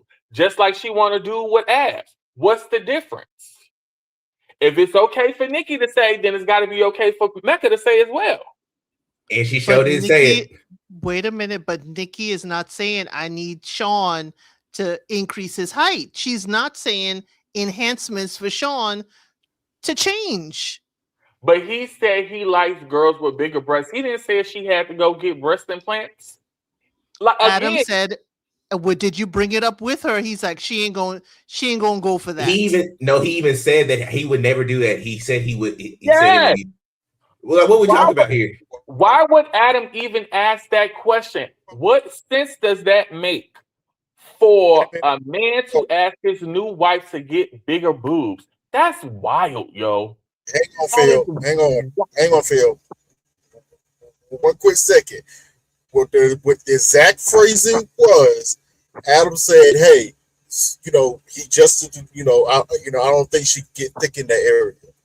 Adam said, "Oh, breasts. Well, people are getting boob jobs now. That's something she might be into." He's like, "No, she'd never be into that, and I would never ask her." His exact words: "She would never be into that. I would never ask her." He said, "Why not?" "Oh, no, I'd be too scared to." Those was his exact words. But continue, Phil. Yes. He should be scared. He should be scared. And as the pimp named Slickback said, Mecca's ex has a flat chest, though. She's just white. I like thick ones. Maybe my preferences changed, Yes. And I mean, let's be real. If y'all want to keep it all the way real, he is in Seattle. And I think he lived another place that had a big white population. I'm not saying that he may have dated white women in his past and he may have dated black girls in his past as well. I don't know his preference. He said he want a sister. He want a sister. I think he likes her. I just think the man is immature. My thing is, Adam and Cameron set that man up with these whack ass questions, and Mecca got too comfortable with them and started answering them. It's not whiplash. I feel like I'm not defending any of his nonsense. No, y'all not. We just seeing this very differently. You can't argue with the sisterhood. No, it's Sean too, and we love our brother Sean. We love our brother Sean too. For me, people ask certain questions to invoke things out of people. And what they wanted to invoke and what they did was cause dysfunction in that man's marriage. I feel like he has grown to like Belle Jolie and who she is as a person. I do feel that he's attracted to her. I just feel that Mecca is just too immature to be married. I think Belle Jolie should say no, because like she said, it's not her job to heal him. If he needs to be healed, go to a doctor, go to a therapist, get yourself together, and maybe if I'm still around, maybe we can go out on a date. Should she say no? Yes, she should definitely say no. But I felt like Cameron and Adam, the line of questioning, it was all a setup. That's just my opinion. And I'm going to leave it at that. Easton. I think we all missing the point. We all missing the point. Y'all missing the point. And again, I'm not caping for Mecca. Mecca is trash. He is, again, one of the people he's one of the children that are left behind. And sometimes you just got to leave him. He's just left behind. And you just got to let him be left behind. Because his father done a number on him. And I think that as a man, you kind of don't really have the... you just don't have to figure things out, and you don't have to mature, and you don't have to pull yourself up and like do the work that you need to do to be able to facilitate healthy relationships. And he's not there. The same way as I believe that Belle Jolie needs to know how to get out of relationships. And I think both their traumas are complementary in the wrong way. Mecca is going to continue to push and take a pound worth of flesh out of Belle Jolie, and Belle Jolie is going to continue to want to put herself out there and go above and beyond the extra mile to prove herself to Mecca and to stay in this terrible situation. Mecca is trash, but Mecca has also shown you who he was from the get-go. I don't think he likes Caitlyn. I think the issue is that people aren't paying attention to the facts. Who did he pick on that on the couch when the game came up about who I forgot the nature of the question, but it was Michelle and it was Caitlyn. Who were the dudes that were going? It's a white smart. The wife swap. Who were the dudes who came And after Michelle Mecca? was first. Yes. Michelle was first. Who were the two dudes who came from Mecca during that boys talk? And once he figured out who was the one going back to the women and telling everything, who were the two dudes who came for him? Devin said he was performative, and Cameron said it was over here talking about how he had about his preferences, and then he had a little bit of a kerfunkel with Cameron because he's like, well, if I like what I like. That was the first time you see Mecca start to pipe up a little bit because he's like, shoes, well, I like what I like, and I'm 28, so it is what it is. Cameron, 37, he said he has some issues. So what did he do? He said, oh, I'm going to get y'all back. I'm going to name y'all wives during this wife swap. And all night, Mecca played in the one space that he could play with. He played in Caitlyn's face because Caitlyn was ready and was ready and able. That's what it was. He know Michelle can't stand him. And so he was just egging her on, but Caitlyn was there and ready to be messed with because she don't like Devin. So that's what he did. He talked to her for a long time. He had kiki. They were laughing. He didn't put that chain on her, kissed her hand. All deplorable. I do not stand for this, and I have to hold you accountable, Becca. You diabolical for that, and what you did was nefarious. But you did that to get back at Devin and get back at Cameron. And that's what I don't like about you is that what you try to do, what Mecca does is he cool until he not cool. He gonna sit on some things and he gonna get you back. All of these guys, y'all think Mecca ain't okay. Well, either way, it is what it is. He got Bella Jolie, so they both ain't smart. They two peas in the pod, so they both ain't smart. Regardless, he used Caitlyn as his pawn to get back at Devin, and that was the whole master plan about that. He don't care about at that point. His ego was so fractured that he didn't care about Bella Jolie, and Bella Jolie got so low self-esteem that she didn't even bring up no issues with it. Ain't no way. Ain't nobody I know with right mind is gonna let her husband put a chain on another woman and let it be a Caucasian woman at that. I don't have no issues with them, but I just know that that ain't for supply. Not with any women I know. He is that dude. Y'all see his daddy and y'all see how he talk. And I'm saying Mecca has the proclivity to do some really shisty stuff. And that's my issue with Mecca is that Mecca, we're not gonna give him grace for his traumas. His first ops were two black women. His mama abandoned him, according to him, because I'm a little bit like, and his stepmama abandoned him. So I'm thinking, I already know he got beef with black women just in general. Let's just keep it a buck. Then on top of that, you got Belle Jolie. I think that the issue with Mecca is he thinks very highly of himself and his family, and maybe his family is well-to-do because they got a business. But I don't know if he thinks. I think we see it a lot of times with women who are a little bit more well-to-do than the guy is, but I don't think we oftentimes see the dynamic between the guy being a little bit more well-to-do than the woman. And I think that also plays a role into the dynamic that he has of how he perceives Belle Jolie. Because even when she was telling him about all the traumas that she had to overcome, he was just like, dang, like, I mean, I done pissed the bed till I was 13 and, I was doing all this other stuff, but, your stuff is a little too much for me. I'll land with this. I think that he did this on purpose. I think that he was getting back in his way at Devin and Cameron. I don't like him because he does things nefariously. I do think that they could last, but they both have traumas that aren't good for each other. Mecca's going to always take, and Bella's always going to give, and eventually, I think they would do a lot of good if they went and got healing on their own and then came back. But Mecca has the more obvious issues and flaws, so most people aren't going to give Belle Jolie any teachable moments or things out of this, and I think that she needs to stop giving, which is a big issue that she has.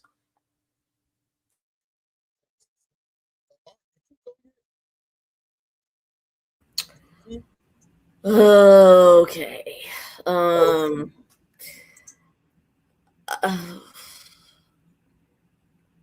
Okay, Easton. I am so sorry, Easton and Phil, but I'm gonna have to really disagree with you guys. Because even Phil said it. The man is dumb. He is not that smart. Yes, he says some outlandish things, but he says it without thinking, just like Felipe. Like just verbal diarrhea. Just like, so why are we all of a sudden just taking him at face value with this though? I don't, that's weird to me because I don't, because nobody told him to say Michelle and Caitlyn with the whole wife swap thing. He did that all on his own. He could have picked anybody else to if we're gonna assume that he really wants someone with bigger breasts. He could have said anybody with bigger breasts. He could have said Cardi B, because I think she has bigger breasts. So he could have said Cardi B. Or he could have said, he literally could have said anybody with bigger breasts, like anyone with bigger breasts, but he didn't. If that's what he truly wanted, he could have picked anybody, but he didn't. He picked the two women there who are flat, or flatter than what we assume he means. So yeah, no, I don't buy that he just wants bigger breasts on a woman. Like, I think he just said that so that way. I think Adam clocked him. I think he would rather sooner want a white woman than possibly black woman. I think so. Yeah, I don't think he is this mastermind that y'all are kind of trying to make him out to be. Unfortunately, I don't think so. Now, as far as Belge goes, again, she's lost all sympathy for me at this point, just like Tori. Because at this point, your self-esteem is at the ninth pit of hell. Ninth circle of hell, actually. Sorry, ninth circle of hell.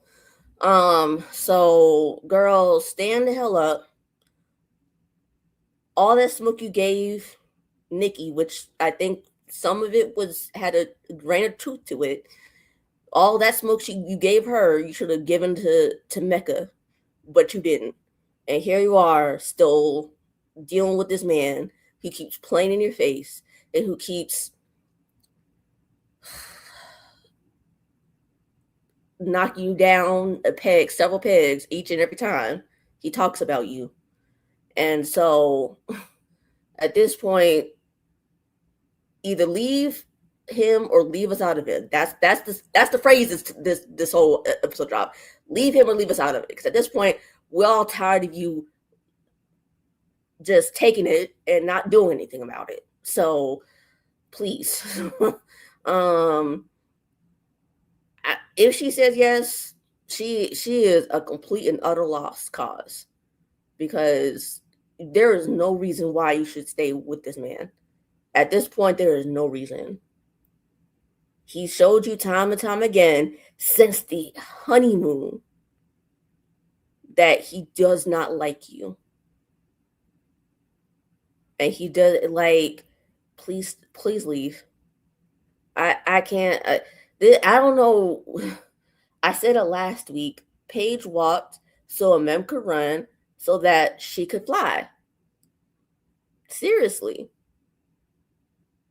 And at this point, if you don't want to help yourself and free yourself of this man, why should we care? Unfortunately, why should we care? Because you're subjecting yourself to this. No one's forcing you to stay there. You could leave if you want to. No matter if there's a fine, you could leave, but you don't. And so, honestly, I'm sorry, but why should we? I don't understand why we should care. I really don't. And at this point, I'm kind of done with her and her putting up with these shenanigans. So I'll just leave it at that.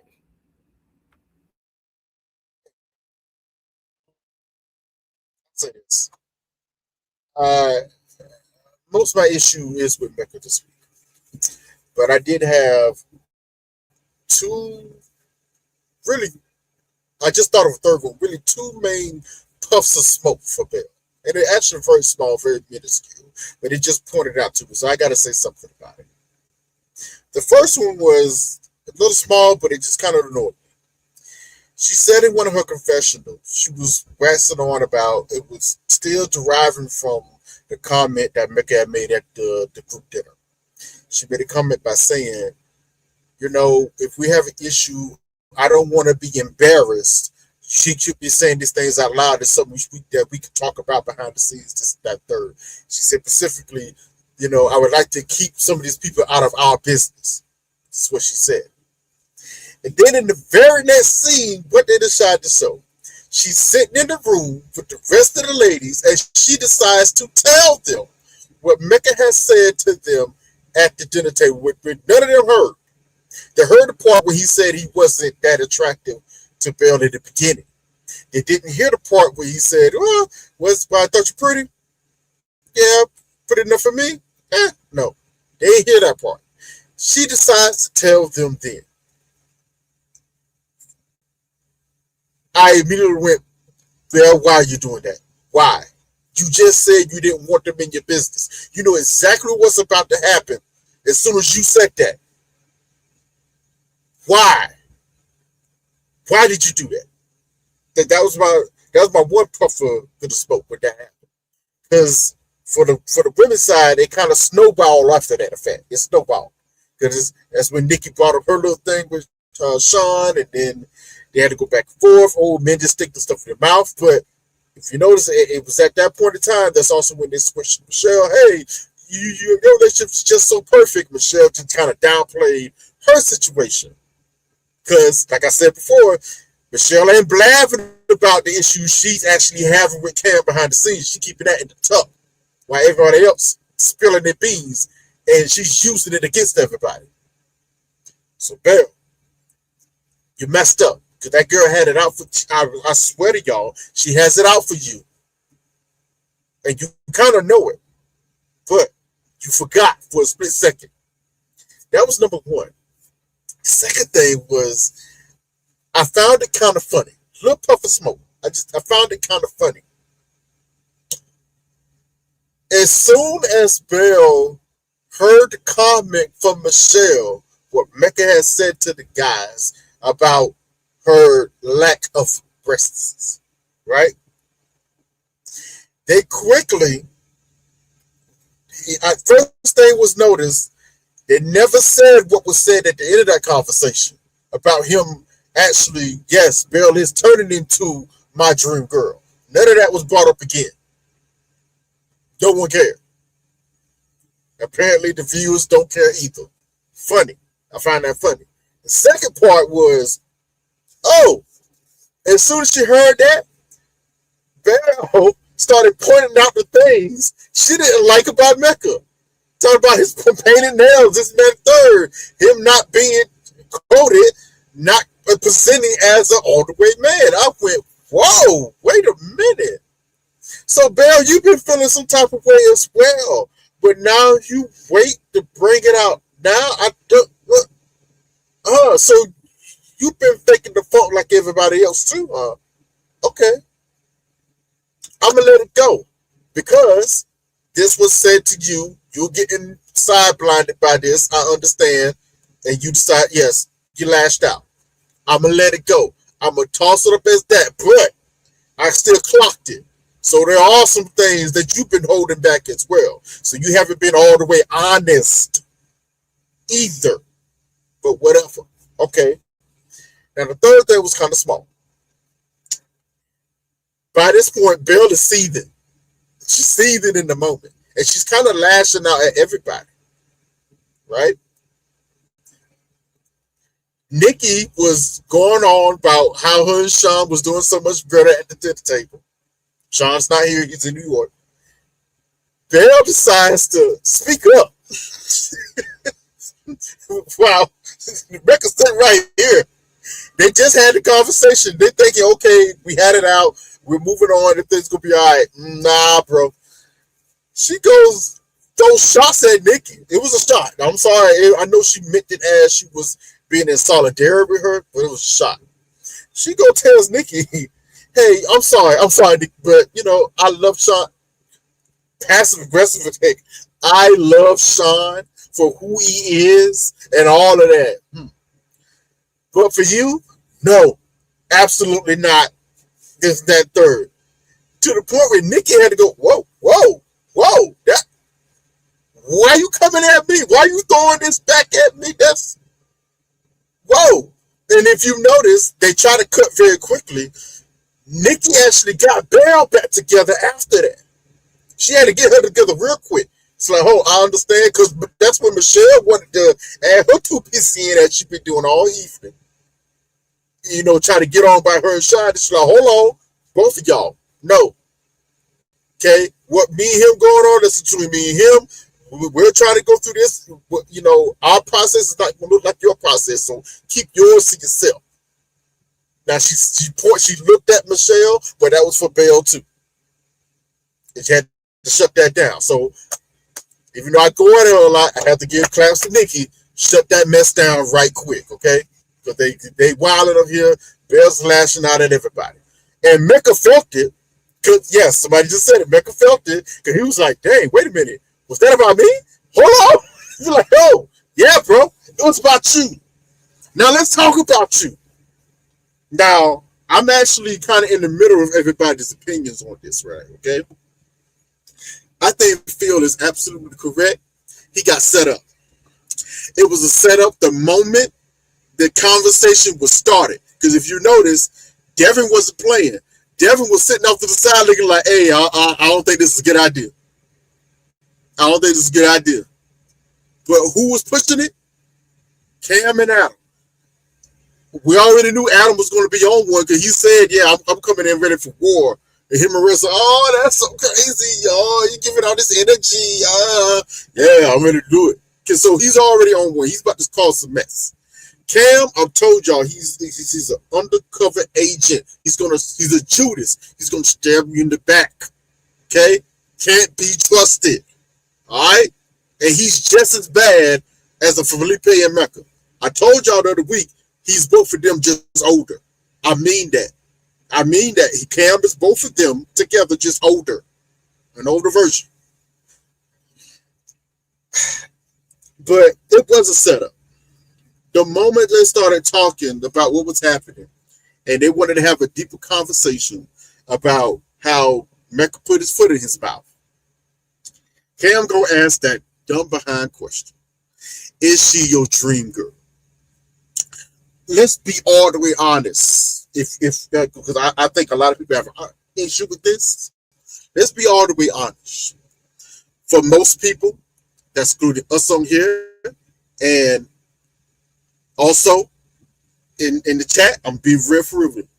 Most of us are not, if we have partners, most of us are not with our dream partner. Most of us are not. Just keep it all the way real and funky. You're gonna don't see him try to blow smoke up my behind talking about, oh, I'm with my dream. No, I guarantee you they probably weren't your dream partner to begin with. But they probably turned into that. You saw qualities that you saw about them, and it blossomed into such. In most cases, you don't get your dream partner starting out. I'm not saying all the time, but I'm just saying most of the time that's a fantasy world. It does not exist. Okay. Jeez, I make that's funny. Yes, jeez, I may believe. There's no such thing usually.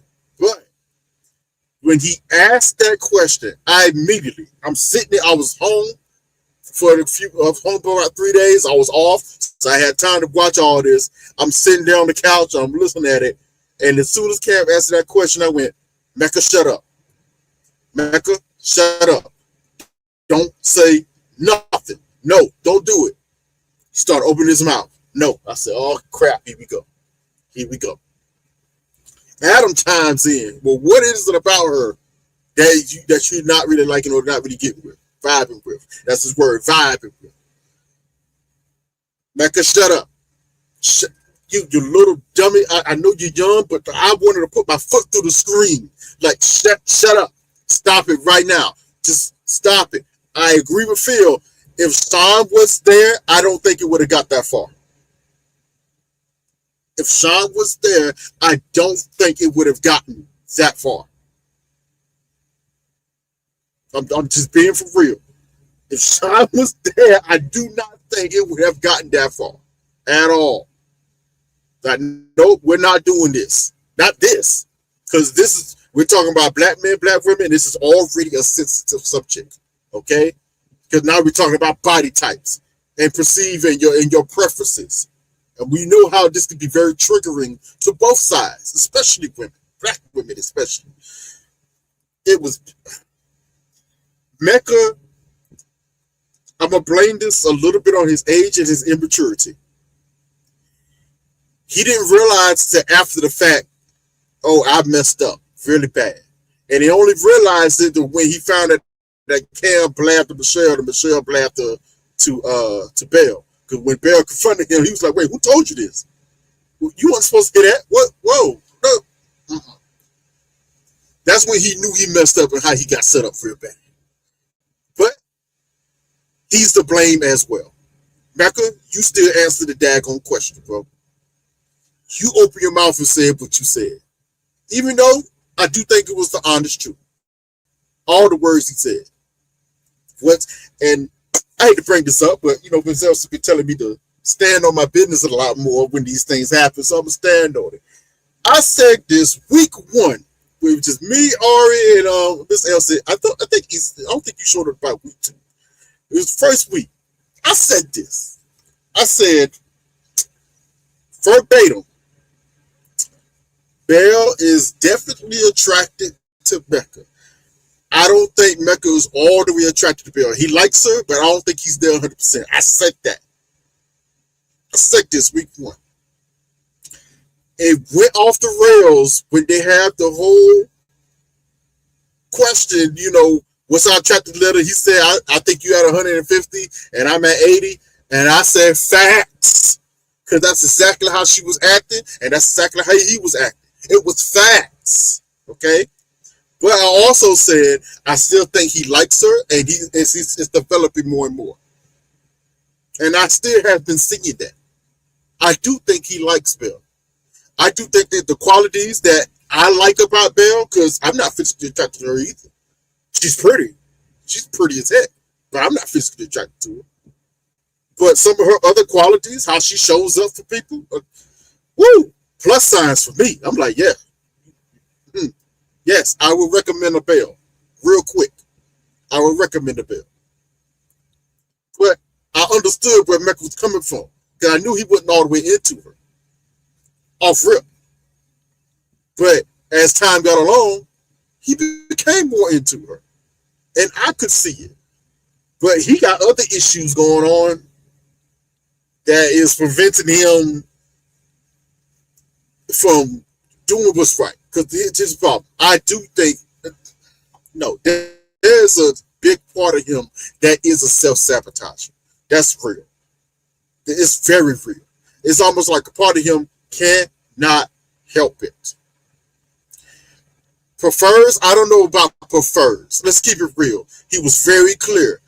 He doesn't have any, he doesn't mind any type of woman, white, black, Asian, doesn't matter. He doesn't have a preference in that mindset as far as race is concerned. And from where he's from, I totally understand why. You choose what you can get from where you're from. There's not a lot of black chicks. Ain't a bunch of Bells running around. That's just real. That's just real from where he's from. So probably a lot of his background is going to look like of the white persuasion. And maybe Asian. Which is why he chose Michelle first and then came in second. If he had to choose another white. Made sense to me as soon as he said it. I said, I get it. Yeah, lean in. Hear me good. Hear me good, Miss Elsa. It made sense as soon as he said it. I just knew how it was going to be taken as soon as he said it.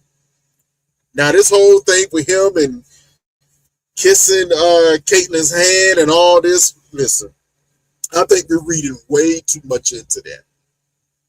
You know, because first off, my question was, bro, y'all are not reading the tea leaves of what's going on around you. Why are you going off to have a conversation?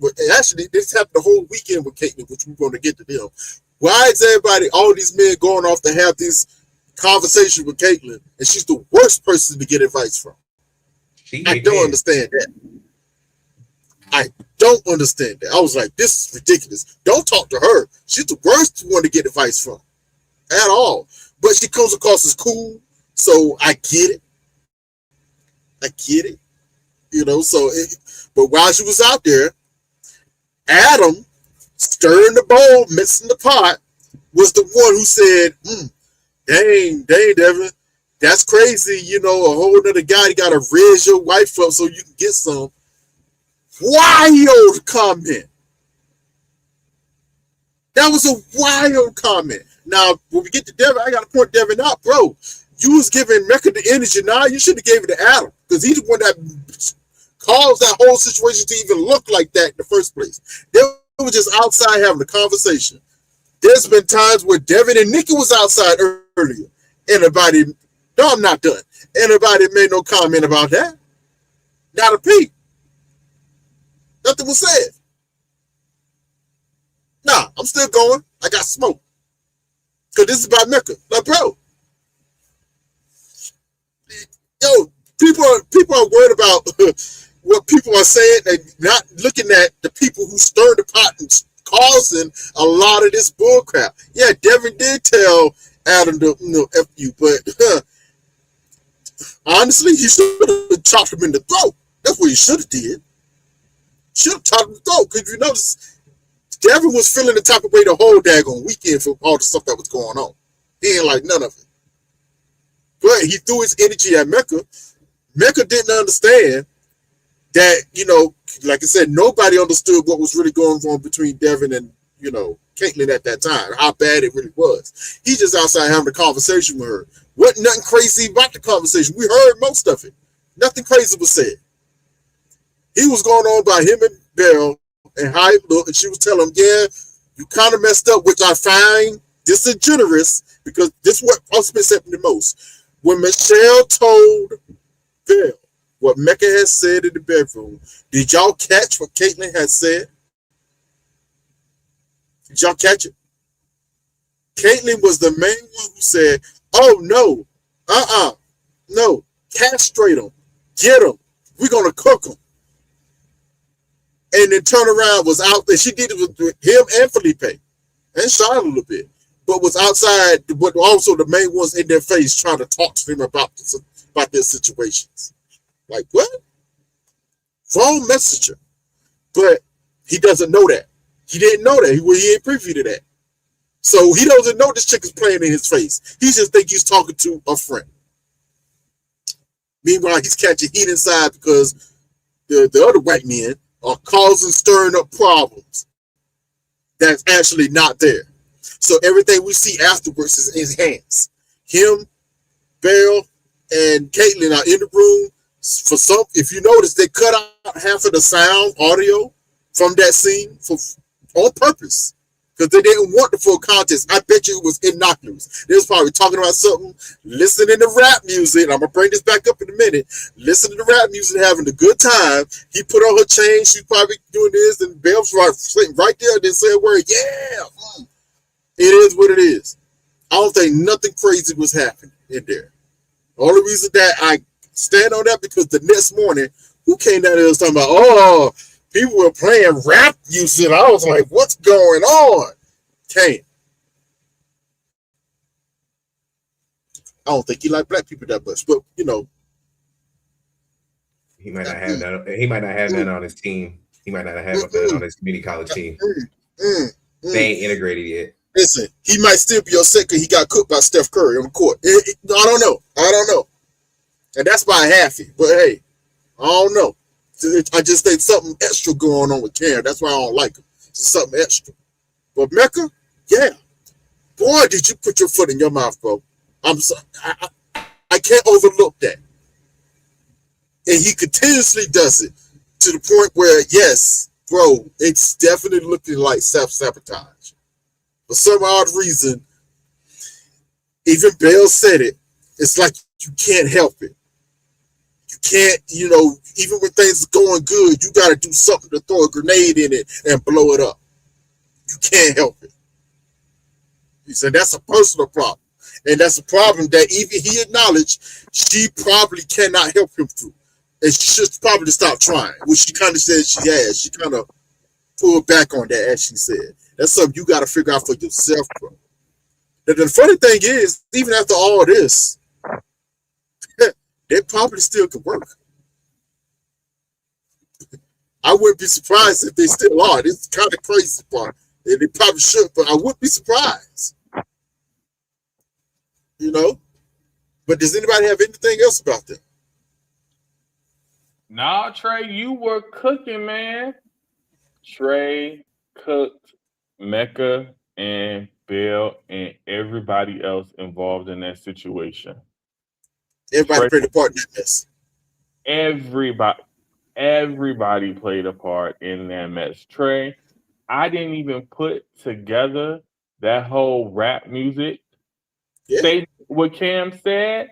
And I remember him saying that, and I'm like, oh, yo, It was Trey. crazy how he came downstairs. I had to rewind it. I'm like, did he say that? Yup. Trey, He said that? I think you are on to something, man. But when we get this last one, let me go first because I was a fan of Devin, but not anymore. Oh, wow. Well, since we headed that way, Phil, please, brother, take it away from us. Let's go. Devin allowed Adam to hype him up, to get him mad, and I think he provoked the fight with Caitlyn. Even though we know Caitlyn is annoying and needs to be by herself because she is not ready for marriage either, I am with Trey. Adam was hyping him up, saying, "What are they doing out there? All of this other stuff." Devin, what you doing, dude? Listening to him. And any man that does that is not your friend.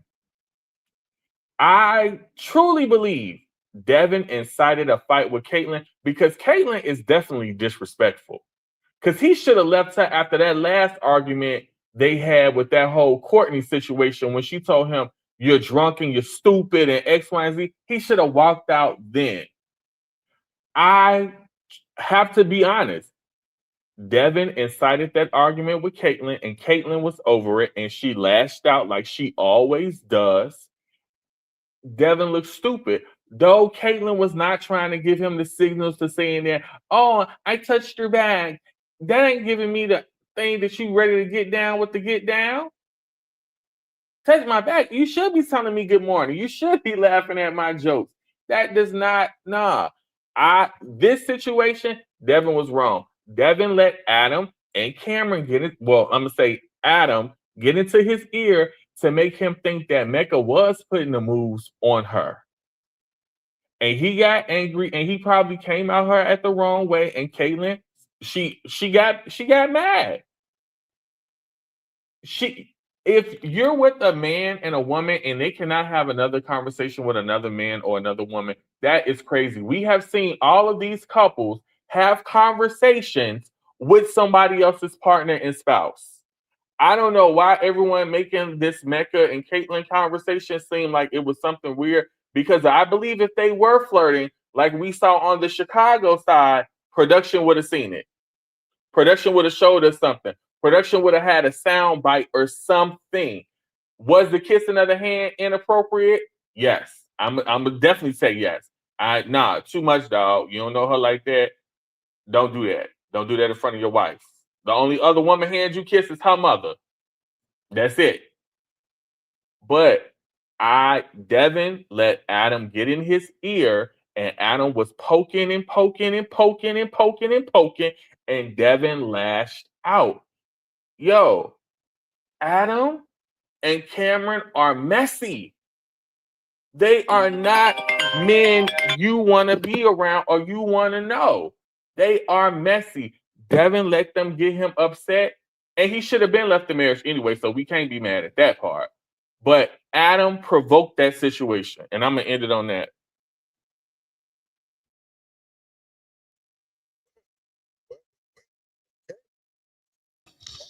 And just Devin said that left they were here and friends. Devin left here and he didn't even get a date. He didn't even get a date. He planned all the date for Caitlyn. He ain't get a date. The last kiss was the first kiss on the wedding day. Devin left here completely empty handed and wrung out. Yes, Adam was instigating, and if this was something different, it could have incited a fight between men. Adam was saying, "Hey, what, you see Mech over there? What they talking about? You flirting?" It could have cause for security to have to come in and handle business. If Devin was different, and this is where I will give Devin, some grace. Devin at least did not fall for the bait completely by going out there and handling any kind of business with Mecca, because he could have been like, man, what you doing out here with my wife? But I think he kind of like was checked out for quite a bit. Even though he wanted things to work with Caitlyn, I think Devin did check out a bit. Now, here's the thing. None of these people are friends. None of these people know each other. So Devin don't know if, Mecca will poach his wife. You don't know if this is, David and Madison 2.0. He don't know. He don't know this man. He don't know if Caitlyn is entertaining this. But it reached a boiling point later that night after he notices, and he's watching them. I think Devin was watching them all night. All night. He saw Mecca put his chain on Caitlyn and how she was, she looked like she was simpering. But you putting your jewelry on, your statement piece. Your statement piece you're putting on my wife. And then she's laying there on the couch with your wife and you're kissing her hand. I can't even kiss her hand. I can't even kiss her hand. I can't even hold her hand. And you on this couch with your wife kissing my wife's hands. Devin was watching them the entire evening and he was seething. He was getting angry and angry. And when the argument came up, Devin, I understand you don't want to be silenced. You don't want to be told to hush. You don't want to be told. I think that is the most disrespectful thing you could tell someone is to shut up. I agree. But Devin, you can be seen. And I told you that before. I need you to be a little self-aware. When you were upset that night of Courtney's birthday and you were standing close to the door. I was like, dude, that optically, that ain't right. That ain't right. But now you on that couch and you having a conversation with them and you mad and you putting your hand up and it's close to Caitlyn. I need Devin to understand optically and what that looked like. You're mad at Caitlyn and Mecca, but you are like this with Caitlyn. Not a good look. Not a good look. You know you're mad. You're being played for a fool. And I'm going to need you to understand. I'm sure this ain't the first time you've been played for a fool, and it ain't going to be the last. I'm sorry. Caitlyn, though, girl. Caitlyn, please don't show up at this reunion with Mecca, okay? Don't show up to this reunion with Mecca because you done lost a whole lot of brownie points.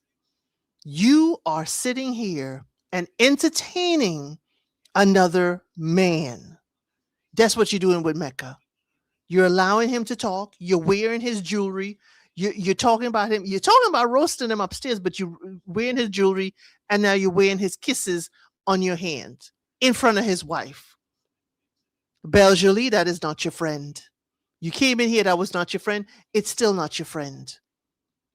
That is not the behavior. You do not see, even with all the foolishness, do we see Felipe kissing another wife? Do we see Felipe kissing another wife's hand for all the whole phase he's talking about? Do we see that behavior? So again, while Mecca could say, oh, he puts his foot in his mouth, he doing a whole lot of foolishness. And Caitlyn is entertaining that man in front of his wife. A man that she just said upstairs that we need to roast. So again, Caitlyn, even though you didn't want Devin, it's okay. Lots of people don't want Devin. I'm sorry, Devin. Lots of people don't want you. Frosted tips or not. I see you've changed your hair. You're no longer Mr. Frosted Tips. You're Mr. Highlights. A lot of ladies don't, but that does not mean you embarrass this man or embarrass yourself. That does not mean that. Okay? But again, as y'all said, Mecca, I don't care what hue she is. The fact is, you're on the show with a wife. You need to act like a husband. And Caitlin, until y'all are done, Devin is your husband, and you need to behave yourself. I'm glad somebody gave you a ride down, but don't trust them that giving you a ride down, Caitlin. They were giving you a ride down because why? Cam and Michelle want all the tea so they can spill it later on. They did not give you a ride because they like you. Okay, and a little shade. Why is it that nobody showed us how Mecca and Bell came up? They certainly didn't come up by their own car, but all of a sudden we see, Tori's car smoking. But anyway, yes, Terry, I said, Devin, a lot of people don't want you. He is not everybody's cup of tea. Okay, he's a handsome young man, but he's not everybody's cup of tea. But again, you just had a date. You just told your wife, please don't shut me up. Don't shut me down. Let me say my piece. And when y'all are having an argument about her behavior, she tells you, shut up. Devin, I understand you mad, but how that presents itself in your relationship is how you're going to have to figure it out, my guy. I'm sorry, you're going to have to figure it out. Caitlin, sound like you're from the streets. You are from the streets. But y'all, that's all I have to say about Caitlin and Devin. Easton, what are you thinking about the final breakup? Ooh, thank goodness. What about it? About time. I mean, I know everybody want to Kate for Devin, but I ain't gonna be one of them because I told y'all that man should have been done left that girl. Let's again take a zoom out. I think it's interesting now that in Mavs, because you have so many people who are being recruited and some people are signing up, it tends to be a little bit more gender biased, but neither here nor there. You're starting to get people who are red pill adjacent and pink pill adjacent, or you can say that hate men and hate women. And Caitlin is definitely in the I hate men tribe. Just how disgusting and deplorable she was when she was talking about castrate them, and we don't like how two-faced you are. The fact that you were like, I'm gonna tell Felipe about himself, but then you trying to insert yourself too much.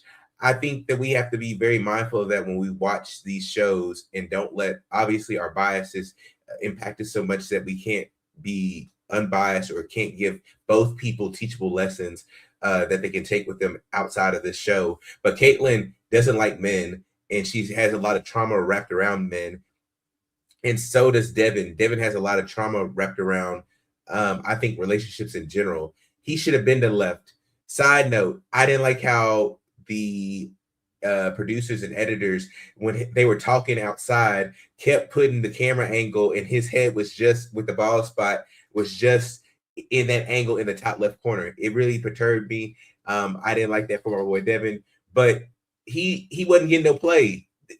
The fact that we're finding out that he didn't get anything more than the kiss from the wedding night makes it to where you shouldn't even, like, Devin shouldn't even have it makes Devin more culpable in his own demise than ever before. This is not somebody that I feel sorry for. And I know that everybody's going to be in the comments talking about, oh, we Devin. But y'all did that same thing with Alan from Chicago. There's issues with Devin. Devin ain't a catch because he wouldn't be on the show if he was a catch. This is what we got to keep telling. Y'all got to keep, if he was this big of a catch, he wouldn't be on this show if we're going to keep it a buck. But hey, he needed Mr. Rugby player. He's got the frosted tips. He's 6'something. If he got swag and he got all this thing going for him, he would be on the show. But that's neither here nor there. That being said, Devin need to learn how to handle his alcohol a little bit better, because every time he get in these precarious situations, it's always the alcohol. And Adam did do a number on him by gassing him up, but it was the alcohol that took him to a whole nother level. That Don Julio made him act the Fulio. That's the problem. Because that's the problem. That's what we need to get to, because he wasn't having no issues. He would have been like, all right, I'm cool. But that Don Julio had his eye twitching, had him squinting, and like, yeah, what Adam's saying, yeah, he might be on to something. I'm about to shake something up in here. And he did that. He acted a whole Julio, because we didn't hear all the conversation outside, but we knew that Caitlyn was very was very performative, because she did all of these nice gestures. Why the hell would you? Okay, let me just step back for this. Why the hell would our first time of ever doing anything intimate be at the couples retreat? Why the hell? If I'm gonna if somebody's gonna bust it wide open, why would we do it in the confinement of a retreat, an Airbnb with multiple people in there? Don't make a lick of sense. Why that's what irks me with Caitlyn. Oh, I was planning for it. Oh, I'm gonna scratch his back. It's 2026. We didn't survive Me Too. Oh no, I need emphatic yeses. I need what we doing. It's because it was performative. Exactly. She put on performance in front of the other women. That's why in front of the other people. And then nobody knew that she was acting a fool behind but Adam was gonna tell you, because Adam said, yeah, I got all the tea. When we went to the concert, what was you doing? She was on the phone. You was just over there looking stupid like Boo Boo the Fool. And even Devin, that's again a reason why I don't fool with Devin, is because he was coming up with reasons to defend her. He was like, yeah, well, she's got a lot of trauma and na. And Devin was defending her, and Adam's like, nah, stop the BS, bro. When the cameras was off, she wasn't even fooling with you. She didn't want to touch you. She was on her phone. Everybody else was dancing. You couldn't get no play. So that's my issue. I'll land the plane on this. Everybody's gonna be, I love Devin. Devin's this. Devin's DMs are gonna be full. There's a reason why Devin is on the show. There's a reason why that boy is seeking this out. Devin is 26. He ain't even touched really the dating life. So if he on this show, something up. My spider senses is tingling. I didn't like how he had all this smoke for Mecca.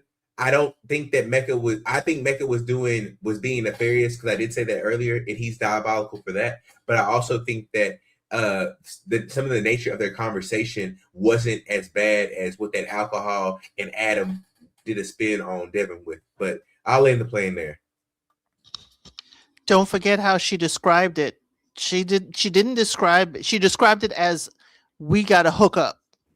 She didn't describe it as if she was being intimate with her husband. It's like, either we hook up or we don't. It's like, wait a minute, is this just something off your list? But I digress. For sure. Thank you for saying that, Miss Elsie, because I'm going to bring that back up. But as soon as Ari bless us with a comment, please tell her, Ari, how did you see this? I know Devin ain't your boy. I know he ain't, but come on now. Woo! Come on now. I'm gonna keep it very short and sweet. I ain't got nothing to say, so we can just wrap it up right here. Cause I ain't got nothing to say. So I ain't got nothing to say. I mean, there is something that I could say about Devin that could be unfavorable to him, but it's not substantiated, so I'm not gonna say it. I'll say it offline, because like I said, it's not substantiated. So unless I see it substantiated, I'm not gonna say anything about it. But yeah, I ain't got nothing to say. So Trey, you can just wrap it up nice and quick. Okay. That's quick. Okay.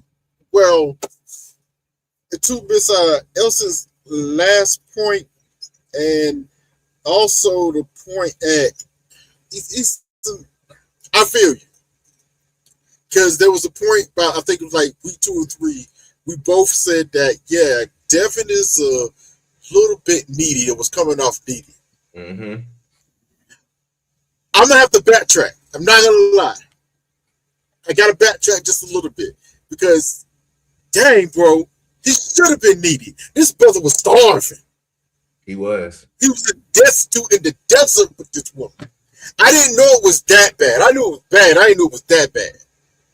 They haven't had any physical connection as far as kissing, not past the wedding? What? Are we serious right now? He should have Now, snagged up. He should have snagged right. up Bell Lee. He should have pulled a David. He should have Don't pulled do a that. David. Nah, don't do that. Don't do that. Because I don't think Bell is. I don't think Devin is Bell's type.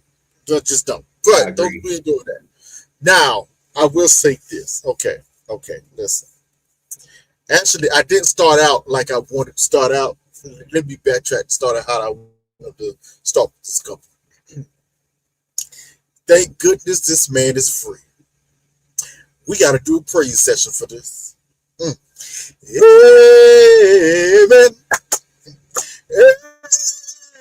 Amen. Amen. Amen. Amen. Thank goodness this man is free. I'm sorry. Because, bro, sometimes you just got to let it go. But the reason why is, let me get to it. Okay. We've been kind of waxing on about Devin Caitlin, but I heard a few things. We got to put some things into context here, okay? Now, they came out here. They were in a somewhat decent spot, I guess, even though it was all a facade. But we start out with Caitlin by saying to the girls, she said, hey, this weekend is about to go down. I've been giving him the signal, this and that third, right? That's what she said to the girls. Now, this is what Elsie has said a little earlier. I'm going to elaborate on it, okay?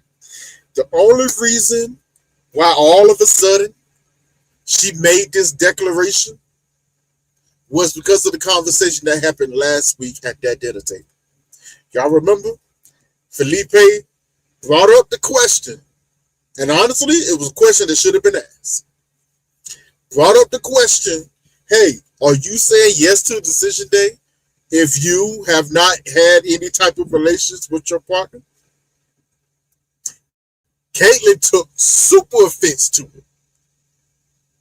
I think I remember saying last week, I thought it was a bit much how she was just going off on it. But now we understand why. Because she knew in that moment she hadn't given this guy a drop of nothing. She's been giving him nothing. She's been a brick wall. And she knew she was in trouble. Because here's the funny part about it. There's a part of her that actually likes Devin. She knows that this is probably the most positive relationship she's ever been in. And that's crazy to say.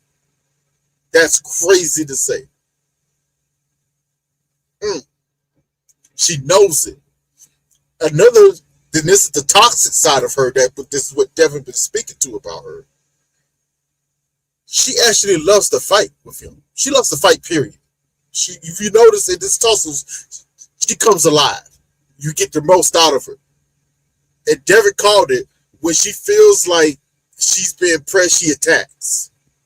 And not just you, other people. She automatically, even in defense of someone else, she's going to attack. Okay? So, already, this is a woman that likes conflict. She likes to get in a conflict with you all throughout this entire season. During the group sessions, at the dinner table, or even during the group meetings. Whenever she feels attacked, that's when she comes alive, and all of a sudden she got a whole lot to say. Besides that, it seems like she doesn't even want to talk to Devin. She just wants him to sit there and be in her little box that she has built for him. Stay in this box, and that's how I like you. You know, just sit right there. Right there. Don't try to turn his light back on. Don't try to make him stand up. Don't change him. I have trained him exactly the way I've got him. But that last week at that dinner table made her go, oh, wait a minute. Ooh, snap. I haven't secured the prize. I need to lock this down. So now all of a sudden she's telling all the girls, which, mind you, she told the girls. She didn't tell Devin. She just told the girls. Oh, yeah, it's going down.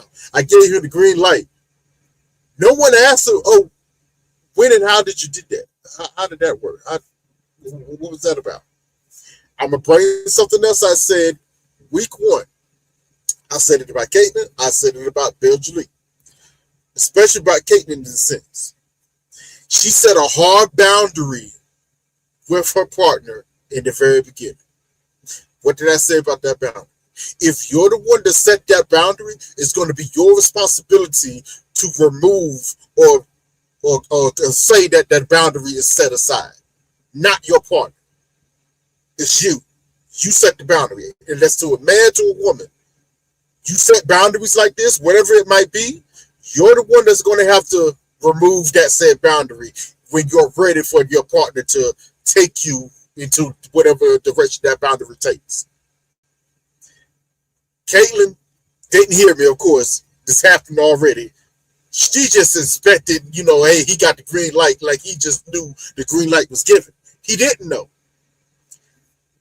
How this happened, how we know he didn't know was that she been showing that she been kind of, yeah, what's up? Scratch you a little bit. Let me scratch your tummy a little bit and rub your shoulder. That's supposed to be a green light or something like that. I'm sorry, I would have missed that clue signal too. I wanted to ask the question, ladies, even gentlemen, how do you give your signal? Because I hope it's not that. If it is, you need to do some work. Okay? You might need to do some work. But this is where things get interesting for me. They have an argument. They get into it that first night about how Devin missed her signals. We know they had an argument because messing behind Cam and Michelle was the one that brought it up in conversation. Oh, y'all was arguing last night. I was like, man, what's going on over there? Like, wow, okay. Cam and Michelle again in the middle of some shit they should be in. But okay, but we talking about Devin. They talk about it, yeah. We got into it. Devin has to explain from his side to some of the fellas, like, all right, yo, we were talking about it. She brought it up to me. I was going in and trying to take a shower, and she said, I got upset. I gave you the green light. So I'm sitting there like, what green light? What are you talking about? And she was like, I was rubbing on you, touching on you. It's like, patting my shoulder is not telling me I have the green light at all. You're going to have to be a little more forceful or a little more straightforward about this green light situation. But apparently the argument lasted to about 3 or 4 in the morning. Because they're having a conversation while they're driving to whatever activity is about to do. And he had to bring it up to her. She holding his hand, and so he's like, yeah, we had an argument, but let it be known. Okay, the green light's cool. We can open it, cool. Stay there. Okay, cool. Bet. You can tell that somewhat he's excited. She even got upset with him. Oh, so we can F now. I don't like you using that language. All right, whatever. But this is where things go awry. Now, from Devin's standpoint, I totally understand what happened. You tell me that I have the green light for us to do things. Now, that's from last night to all day events until we get to the room that night. Honestly, you should have picked it up caveman style and took it up to the room that day. But hey, that might have been too much for her, so we gonna wait. In his mind, he's thinking the whole day, okay, I would think that we would have a little more interaction from you to help out the green light. But you're still acting the same way with me that you've been acting the entire time. You're not even giving the signals that you said you was giving. Belly scratching, maybe a pat on the butt, You're not even giving that right now, okay? But then he is seeing you, and this is the real issue. All of this thing about Becker kissing Caitlin, trust me, honestly, it has nothing to do with Mecca at all. This had to do with Caitlin and her reaction to what was happening in those situations. Caitlin was giving energy to different men. She was giving more energy to different men than she was giving to her own husband. And Devin was finally catching on to that. Adam didn't help the situation with his mess behind, pointing out the fact, oh, your husband trying to rizz you up. Why take another man to rizz up your wife? Crazy comment. Crazy comment. But he's still looking at it. He's looking outside now. Now he's getting in his own head. He's like, yo, she don't talk to me like that. When she talk to me, she don't smile like that. I'm seeing y'all downstairs, you putting on his chain stuff. You don't act like that with me. Adam had to point out, even though he was being messy, I think still rightly he pointed out with Devin, to your point, Easton.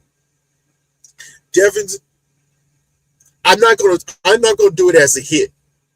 But because I think as a husband, you're supposed to do this to a certain extent. Devin has been protecting Caitlyn way too much throughout this process. He's been protecting. Now, as a husband, you're supposed to do that. So I have to applaud him for doing such. It's part of your responsibilities. But in this situation, he has been protecting her way too much. He was protecting her in that same situation when he was trying to explain the date situation, and then Adam had to speak on, hold on, bro, wait a minute, no, I saw some things. You protected her too much. And as explained the whole situation, it was at this little party, this concert, and she was on her phone the whole time, didn't even pay attention to you. While you and Marissa was up dancing, having fun, this and that third, she acted like she didn't want to be around you. That's messed up, bro. You got to stop caping up for her. That's basically what he said. So it was like, oh, that made Devin go, he got a point. He got a point. So yeah, did he get gassed up? Absolutely. Should he have been gassed up? I'm gonna say yes. Which leads us to that whole argument that happened with what we saw on camera. Now, it's interesting that they didn't really show how it got started. Because Belle and Mecca was there too. And I thought it was kind of weird. Belle was sitting beside Devin. Mecca was sitting beside Caitlyn. It's almost like we're not sure what's going on here, but it's getting out of hand. And it kept escalating. Belle was trying to hold Devin back, like, hey, hold on. Hey, it's cool. He's like, no. This need to be said. And then it hit the fan when Caitlyn told Devin to STUF. You noticed Devin's demeanor totally changed. Because at first he was engaging with her back and forth. Blah, blah, blah. As soon as she said that, step back like, oh, what? What'd you say to me? Oh, no. I ain't taking this disrespect. No, we done. I'm out. I tried to peace out. Katie tried to go over the couch to chase after this dude. To continue the argument with him. Toxic as heck. That was also kind of dangerous. I'm gonna be honest with you. Don't chase after no man to take this type of argument, this, that, and third. She's one. Be careful dealing with a woman of this type. She gonna chase you down the street to continue the argument. Dangerous situation. Who knows what can happen? Luckily, I guess they stopped her. She kind of stopped herself, and he just kind of kept walking. The next morning, she tried to get Buck a little bit. Yeah, we're calling it quits, this and that third. And she tried to cage it in a way like, it's kind of his fault. I'm tired of being misunderstood. That was her whole swing. Being misunderstood. He doesn't want to understand me. Devin was like, you know what? Nah. I'm leaving you because this, and this. And you told me to shut the F up. And I'm not taking that disrespect. Into that. Everything else, I was willing to discuss it out and talk it out with you. But that, I'm not taking. Now, I respect that because, yeah, I'm kind of the same matter. We can almost discuss anything. I'm not arguing with you. I'm not doing what they did. But we can always talk about anything. But what you're not going to do is show disrespect to me because I've never shown it to you. He's never talked to Caitlyn in that type of manner of fashion that we've seen. I don't think it's ever going to happen. Shut the F up or talk. No, that's crazy. Into that. Now, what was funny to me, yes, outside, when she's not in front of everybody. She's just with the producer who was ever filming this, that, and camera. All of a sudden, she's breaking down, talking about, oh, she says again, I just felt like I just so misunderstood, but he's just so great. And he's like the greatest guy I ever dated. Oh my God. It's almost like she has a realization, oh my God, what did I do? I really messed this up. Like, it was like a weird epiphany moment.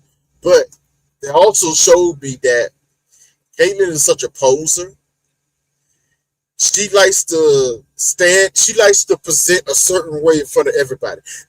The word for this entire season is performative. It was everybody was performative in a lot of ways this season. Like, I remember saying weeks ago, everybody has a little bit of performative nature in your everyday life, whether you realize it or not, in a lot of situations. But the thing is, are you so performative that you're putting forth a character that's nowhere near who you truly are? And with Caitlyn, it was so weird. She was trying to be performative, but her real character showed up so much that we can't unsee it. Like I said for weeks and weeks, Caitlyn is a brick wall, emotionless brick wall. You're not getting anything out of her. If you keep trying to talk to her, you're going to keep bumping your head against her until you start bleeding. Devin finally started bleeding. He was like, enough is enough. I'm out. And now it's almost to the point where it's like that. I was like, she realized, oh, she's a brick wall. But I have to digress because I believe we've come down to the end of everything. We talked about all the couples.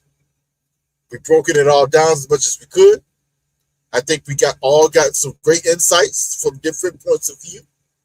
So I'm going to just ask really quickly, any final words from the cast? Easton, would you like to go first?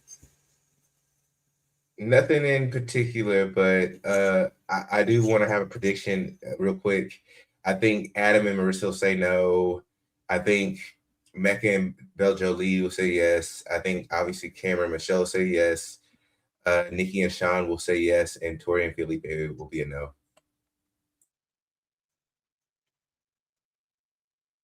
Ms. Ari, how are you seeing this week? How is it unfolding for you?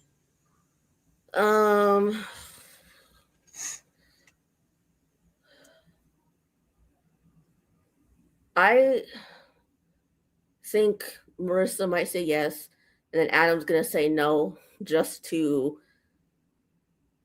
get one over on her, possibly. Because at the end of the day, I think it's just gonna be a wash with them, like Ethan said. Belle,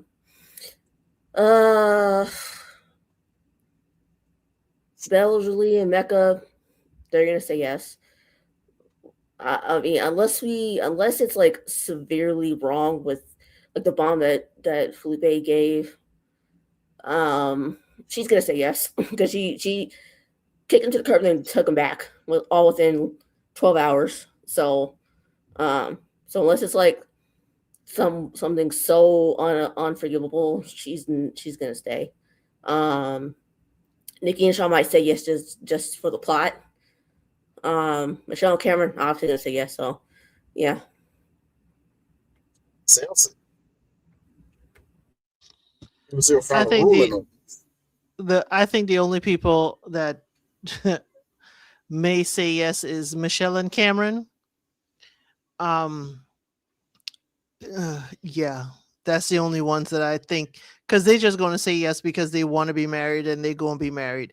I think if Nikki and Sean say yes to each other, it will be a bombshell.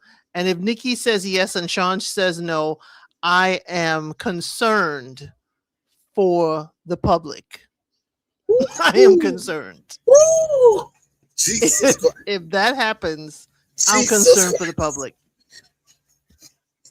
Because if Nikki says yes and Sean has the audacity to say no to his black queen, he's done for. But they may say yes. I don't know. But my only inclination based on this edited produced show, as I always tell y'all, this is an edited produced show. I believe that they're editing it where Cameron and Michelle are like the only yeses, but we may have some more yeses than that. Definitely, we'll have more yeses than that.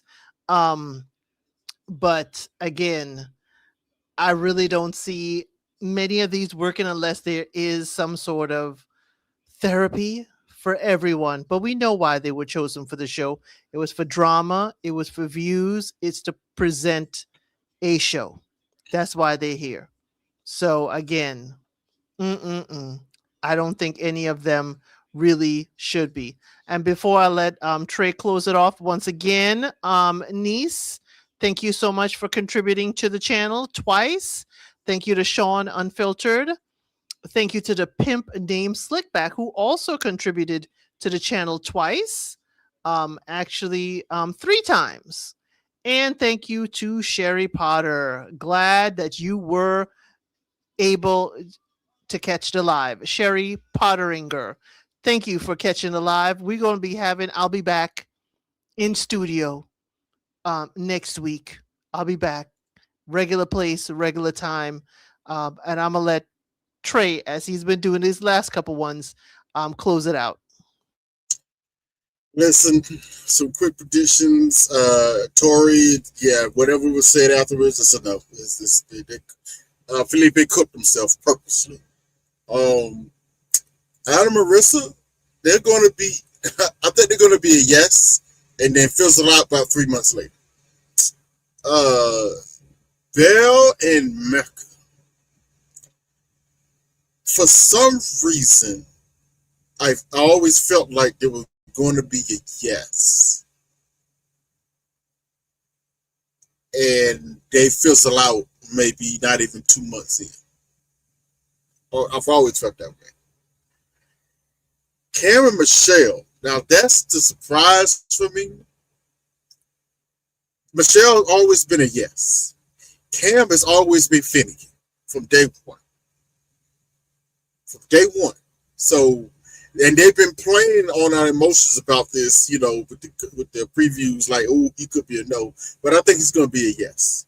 And we'll see what sunken place she's put herself into once down the line.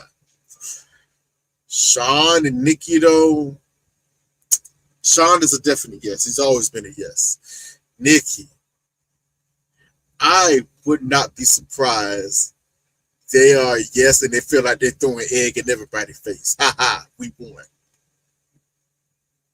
Okay, now I'm talking like, see, we still together to this day. We won. Because homeboy out here, like El said, homeboy out here losing weight. For what? For who? To be back on the market, Trey, because he ain't got Nikki. Perhaps, maybe. It's one of those things we don't know. I just find it funny, like you said. It's just like you said, the internet will lose their minds either 2 ways. If Nikki said yes, Sean says no, definitely. Oh my God.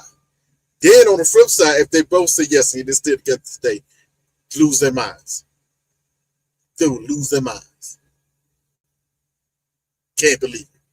But that is all that we have, people. What is great to have on the show. I think it went pretty well. We are so thankful for everybody came and spent this time with us. Thank you for the chat.